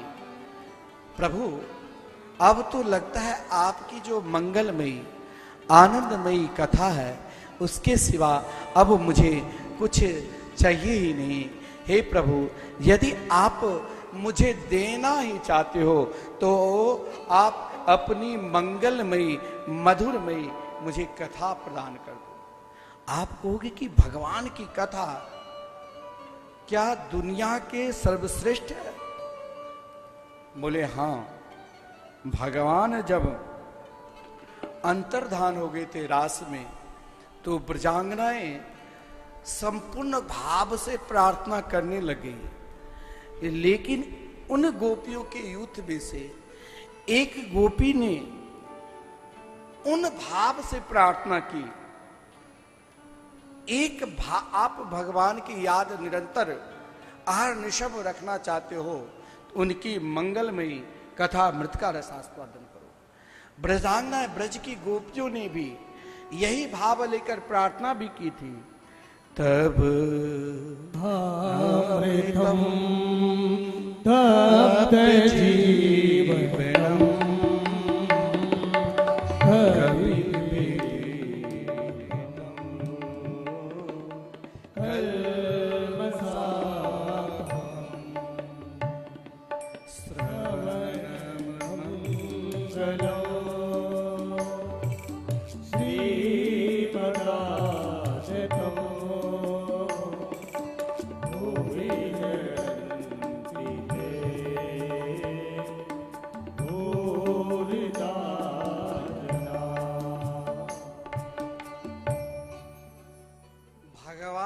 प्राप्त करना है, उनकी मंगलमयी कथा को बार बार मनन करो। आप कहोगे कथा के मनन से हमें क्या मिलेगा? ध्रुव जी ने भगवान से कहा कि आपकी मंगलमयी जो सबसे अधिक आनंददायक फल है, जो आपकी कथा, वही मुझे निरंतर मिले। अब आप भगवान के शरण में जाते हो ना, बहुत लोग कहते भाई भगवान क्या हमारे लड़के बच्चे को पालन कर देंगे, क्या हमारे व्यापार को चला देंगे? बिल्कुल, आपके विश्वास है तो क्यों नहीं चला देंगे? भगवान तो संपूर्ण, आप भगवान के परमात्मा के निकट जाते हैं ना तो योग क्षेम भाव में आपके हर स्थिति के भगवान ध्यान रखते हैं। इसलिए भगवान ने ध्रुव को 36,000 वर्ष तक तप करने के लिए यानी पृथ्वी पर सम्राट रहने के लिए भी कह दिया, और अंत में कहा कि आपके लिए अलग से लोक, ध्रुव लोक रहेगा। यानी भगवान के मार्ग पर आप चलोगे ना तो ये लोग संसार में भी संपूर्ण सुख सुविधा प्राप्त करोगे, और जब जाओगे ऊपर लोक तो वहां परलोक में भी संपूर्ण सुख सुविधा को प्राप्त करोगे। ध्रुव जी लौट कर आया, महाराज जिस पिता ने अपमान किए वही पिता सम्मान के साथ राज सिंहासन पर बैठाए। महाराज जिस क्रम में उत्तम शिकार खेलने के लिए गए और उत्तम यक्षों के द्वारा मारा गया, ध्रुव जी ने क्रोध में आकर 3 लाख यक्षों को समाप्त कर दिया। लेकिन सत्संग की क्या महिमा है, ये मनु महाराज ने समझाया। एक शब्द सत्संग सुनकर ध्रुव जी ने युद्ध का भी विराम कर दिया और साथ में भजन करने के लिए निकल पड़े। और अंतिम में कहा गया है ध्रुव जी, देखिए एक महात्मा भजनानंदी जब शरीर को, मरना तो सभी को पड़ेगा, शरीर को छोड़ते हैं ना तो मृत्यु देवी अपने आप को धन्य मानने लग जाते हैं कि इनके चरण धूल मेरे मस्तक पर पड़े। तो ध्रुव जी को जब भगवान के दिव्य धाम जाने लगे तो मृत्यु देवी अपने मस्तक पर काये नीचे कर दिया, कहा अपना पैर रखो। ध्रुव जी जा रहे हैं, मार्ग में इच्छा हुई कि मेरी माँ अभी तो पृथ्वी लोक पर है। बोले एक व्यक्ति, घर के सदस्य, अब हमारे दीपक जैन जी अपने पूर्वजों के लिए, अपने पितरों के लिए जितने नाम याद है सबके नाम से जे महाराज इतना ही नहीं, जो महाराज पंडित जी को उपदेश करने के लिए, पूजा करने के लिए भी आते थे, महाराज सबको जिसको अपने जीवन में आदर्श बनाया, सबके नाम से वृंदावन में उतने पोथी पाठ करवा रहे हैं। 27 पोथी पाठ। महाराज यह होता है भगवान के होना। धन तो बहुतों को मिला है, लेकिन सत्कर्म में लगाना, सत्कार्य में लगाना, ये महाराज पृथु, जो महाराज पृथु के विषय में कहा गया, जो भगवान की 24 अवतारों में नाम आते हैं, लेकिन भगवान ने जब दर्शन दिया तो कहा प्रभु और क्या चाहिए?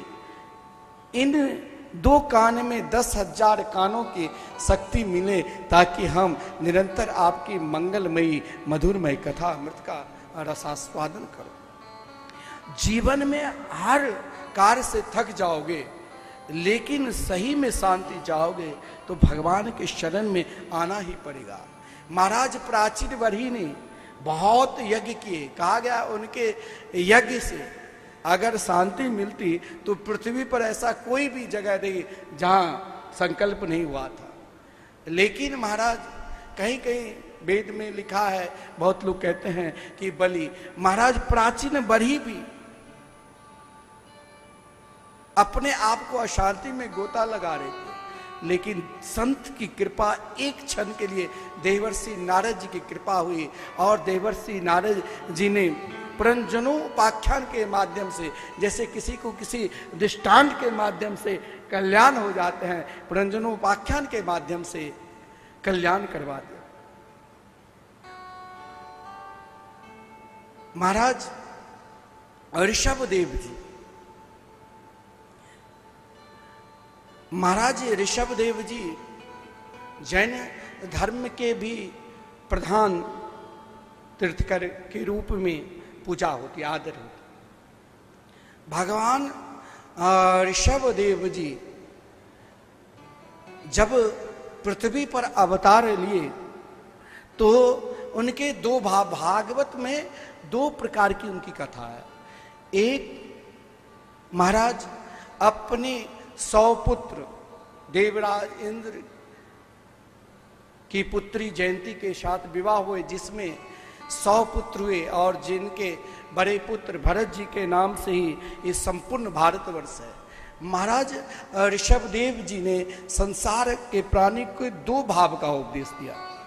एक, परमहंस वृत्ति में जब महाराज अवधूत के तरह थे, कोई वस्त्र भी नहीं पहने रहते, निरंकारी निर्द्वंद, उन रूप को प्राप्त कर भी जो उपदेश लिया, नव योगेश्वर, जो निरंतर अंतरिक्ष में, जैसे आप पृथ्वी लोक पर है तो व्यवहारिक में संतों को पहचानते हैं कौन कितने बड़े जगत गुरु मठाधीश, लेकिन अंतरिक्ष में भी महाराज ऋषभदेव जी ने कभी हरि अंतरिक्ष प्रबुद्ध पिपलायन जैसे महाराज ऐसे आत्मनिष्ठ पुत्र को, जो अंतरिक्ष में भी संत की कृपा क्या होनी चाहिए, यह भगवान ऋषभदेव के उपदेश।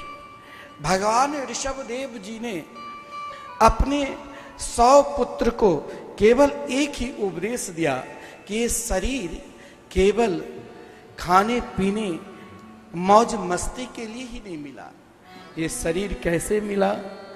नायम देहो देभाजाम निर्लोके काष्ठान कामा नरहते विदभुजाम ये तपो दिव्यम पुत्रिका येन सत्वम शुद्धिर्यस्मा ब्रह्म सौख्यम त्वनंतम।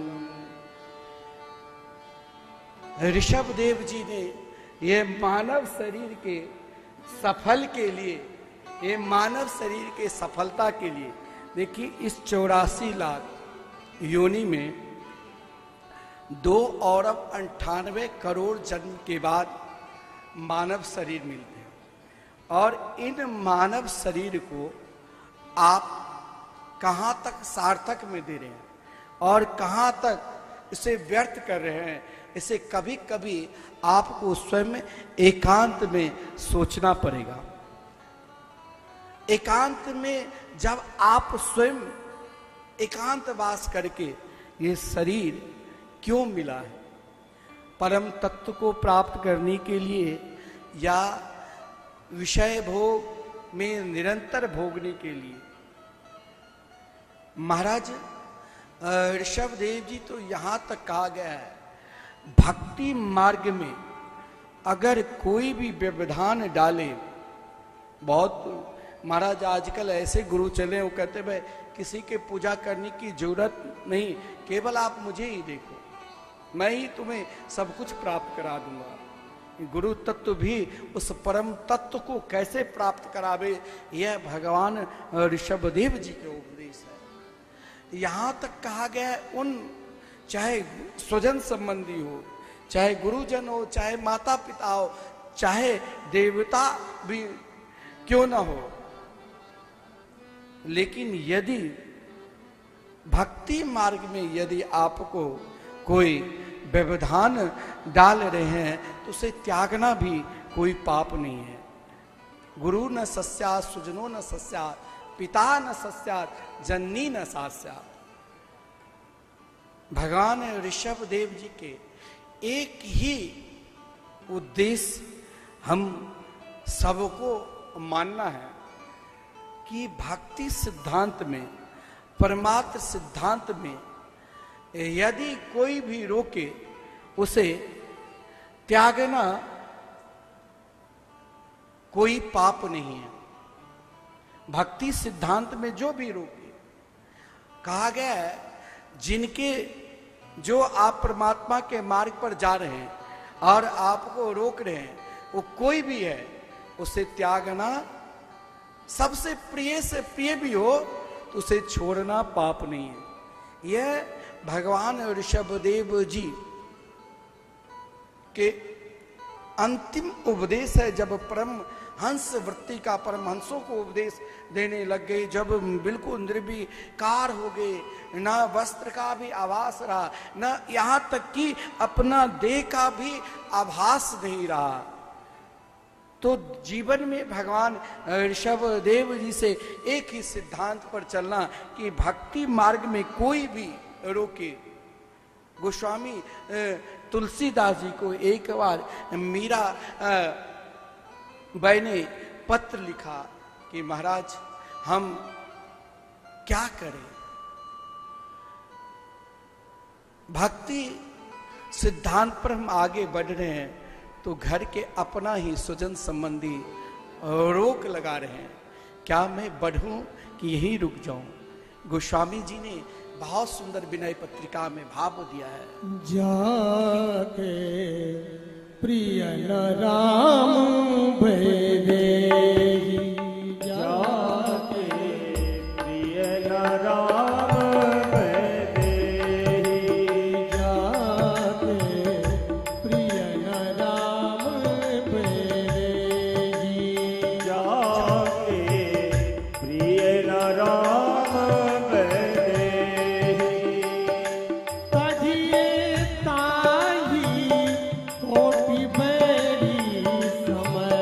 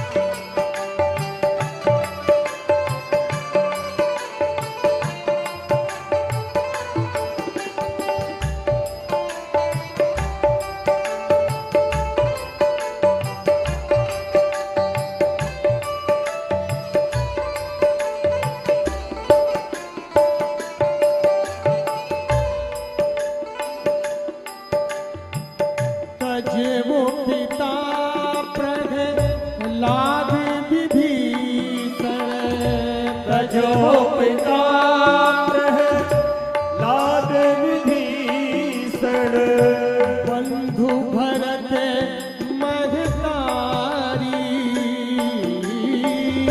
बंधु भरत महतारी बलि गुरु तजो कंठ ब्रज बनि तन बलि गुरु तजो कंत ब्रज बनि तन भेमुद मंगलकारी जाते प्रिय राम भैरेगी जाते प्रिय राम भैरेहि तजिए ताहि कोटि मेरी समय तजिए आहि कोटि मेरी सम यद्यपि परम सनेही जाते प्रिय राम भैरेहि जाते प्रिय राम भैरेहि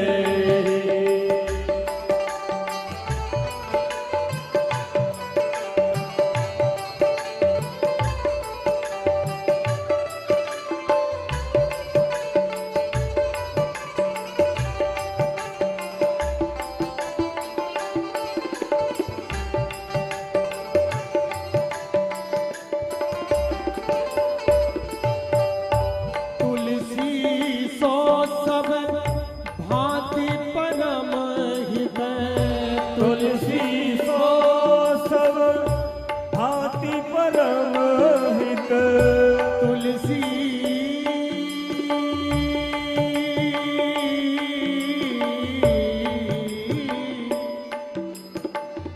तुलसी सो सब भांति परम हित तुलसी सो सब भांति परम हित पूज्य प्राण ते प्यारो पूज्य प्राण ते प्यारो जासा होई स्नेह राम पद जासो होए स्नेह राम पद ए तो मतो हमारो जाके प्रिय राम भैरेहि जाके प्रिय राम भैरेहि जाके प्रिय राम भैरेहि प्रिय राम भैरेहि जाके प्रिय राम भैरेहि जाके प्रिय राम भैरेहि जाके प्रिय राम भैरेहि जाके प्रिय राम भैरेहि जय जय श्री राधे भगवान ऋषभदेव जी ने अपने संपूर्ण पुत्रों को दिव्य ज्ञान के उपदेश दिए और महाराज जिनके अनुकरण करते हुए आदरणीय भरत जी ने पृथ्वी पर 100 वर्ष तक करोड़ों वर्ष तक शासन के अंत में महाराज भरत जी भी सुंदर भागवत तत्व को प्राप्त करने के लिए निकल पड़े। आइए हम सब अब आरती के दर्शन करेंगे और कल भरत जी के चरित्र, प्रहलाद जी के चरित्र और कल ठीक इसी समय श्री कृष्ण जन्मोत्सव का भी आनंद लेंगे। श्री वृंदावन बिहारी लाल की जय, श्री सद्गुरुदेव महाराज की जय। बहुत ही दिव्य आज तृतीय दिवस की कथा पूज्य महाराज श्री के मुखारविंद से संपन्न हुई। जैसा कि पूज्य महाराज श्री ने बताया, कल यहाँ पर दिव्य श्री वामन जन्म महोत्सव, श्री राम जन्म महोत्सव और इसके तत्पश्चात श्री कृष्ण जन्म महामहोत्सव का हम सभी भक्त आनंद प्राप्त करेंगे। जो भी कथा प्रांगण में है कल सभी पीले पीले वस्त्र पहन करके आएंगे। और मैं निवेदन करूंगा जो भक्त फेसबुक, यूट्यूब एवं संतवाणी टीवी चैनल के माध्यम से जुड़ रहे हैं, यदि आप भी श्री कृष्ण जन्म में घर बैठे सम्मिलित होना चाहते हैं तो मैं निवेदन करूंगा आप लोग भी श्रीधाम वृंदावन में हो रहे निर्माण भागवत मंदिर में एक ईंट एवं एक श्लोक की सेवा करके आप लोग वास्तविक में श्री कृष्ण जन्म महोत्सव से जुड़ सकते हैं। तो एक बार भागवत मंदिर में जिन लोगों की सेवा राशि प्राप्त हुई है एक बार उनके नाम को पुनः श्रवण करते हुए हम लोग आरती में प्रवेश करेंगे। 6 श्लोक की सेवा राशि के लिए हमारे बिहार से जुड़े हैं, जैसा कि मैंने पूर्व में निवेदन किया था, श्रीमान राधे श्याम झा जी 30,600 रुपए की सेवा राशि इन्होंने प्रदान किया है। श्रीमान सुशील कुमार जी 1100 रुपए की सेवा राशि प्रेषित करते हैं। श्रीमती अपर्णा सिंह जी 501 रुपए, श्रीमती किरण सिंह जी 501 रुपए, श्रीमती रेखा देवी जी 1502 रुपए, श्रीमान सतीश गोयल जी, जैसा कि मैंने निवेदन किया आज इनके बालक का जन्म है, एक दिन के संकीर्तन के लिए 1500 रुपए की सेवा राशि भेज रहे हैं। जो भी भक्त टीवी के माध्यम से हमको श्रवण कर रहे हैं, मैं निवेदन करूंगा यदि आपके घर में भी किसी बालक का जन्म है और आप उस जन्म को अत्यंत आनंददायक बनाना चाहते हैं तो आप लोग भी श्रीधाम वृंदावन मिथिला कुंज में चल रहे अखंड हरिनाम संकीर्तन में अपने बच्चे के नाम से, अपने परिवारी जनों के नाम से एक दिन का संकीर्तन करा करके पुण्य लाभ प्राप्त कर सकते हैं। तो उसके लिए मात्र आप लोगों को 1500 रुपए की सेवा राशि देनी पड़ेगी। तो फरीदाबाद हरियाणा से हैं सतीश गोयल जी, इन्होंने अपने बच्चे के जन्मोत्सव के उपलक्ष्य में एक दिन का अखंड हरिनाम संकीर्तन करवाने के लिए 1500 रुपए की सेवा राशि भेज रहे हैं, बहुत बहुत धन्यवाद हैं। बिहार से जुड़ रहे हैं श्रीमान दीपक सिंह जी, एक ईंट की सेवा के लिए 1100 रुपए की सेवा राशि प्रदान कर रहे हैं। मैं निवेदन करूंगा एक बार इन सभी दान दाताओं के लिए जोरदार तालियों से स्वागत करेंगे। तो मैं निवेदन करूंगा जो कथा प्रांगण में बैठे हैं आप लोगों के पास भी 4 दिवस का समय शेष बचा है। यदि आप लोग भी इस मंदिर से जुड़ करके पुण्य लाभ प्राप्त करना चाहते हैं तो आप लोग हमसे संपर्क कर सकते हैं अथवा हमारे मिथिला कुंज आश्रम के किसी भी सदस्य से संपर्क करके अपने दान एवं अपने नाम की घोषणा को करवा सकते हैं। आइए अब हम सभी वक्ता आरती में प्रवेश करेंगे। निवेदन करूंगा हमारे मुख्य यजमान श्रीमान दीपक जैन जी मंच पर सपत्नीक एवं परिवारी जनों के साथ उपस्थित होकर के भागवत भगवान की परम पावनी आरती में सम्मिलित होंगे। ओम ज्वाला मालिन्यै नमः, रत्नेश्वर्यै नमः। ओम चंद्रमा मनसो जात चक्षुः सूर्यो अजायत, श्रोत्राद वायुष प्राणश मुखाद अग्निरजायत। आरती करो ब्रज नारी लखन धारी, आरती करो ब्रज नारी, आरती करो ब्रज नारी लखन धारी, आरती करो ब्रज नारी। घन श्याम नंद के लाला, घन श्याम नंद के लाला, पहिरे पट पीतर साला, पहिरे पट पीतर साला, संग सोघे भान दुलारी, राधिका प्यारी, आरती करो ब्रज नारी, आरती करो ब्रज नारी लखन चन धारी, आरती करो ब्रज नारी। कुंडल छवि मोर मुकुट की, कुंडल छवि मोर मुकुट की, चंचल चितवन नट खट की, चंचल चितवन नट खट की, चंद्रिका चमक रग न्यारी, नीलांबर सारी, आरती करो ब्रज नारी, आरती करो ब्रज नारी लखन चन धारी, आरती करो ब्रज नारी। सिंहासन दो विराजे, सिंहासन दो विराजे, लखी कोटिका में छवि लाजे, कोटिका छवि लाजे, यह रसिकन की फुलवारी, जगत लग खारी,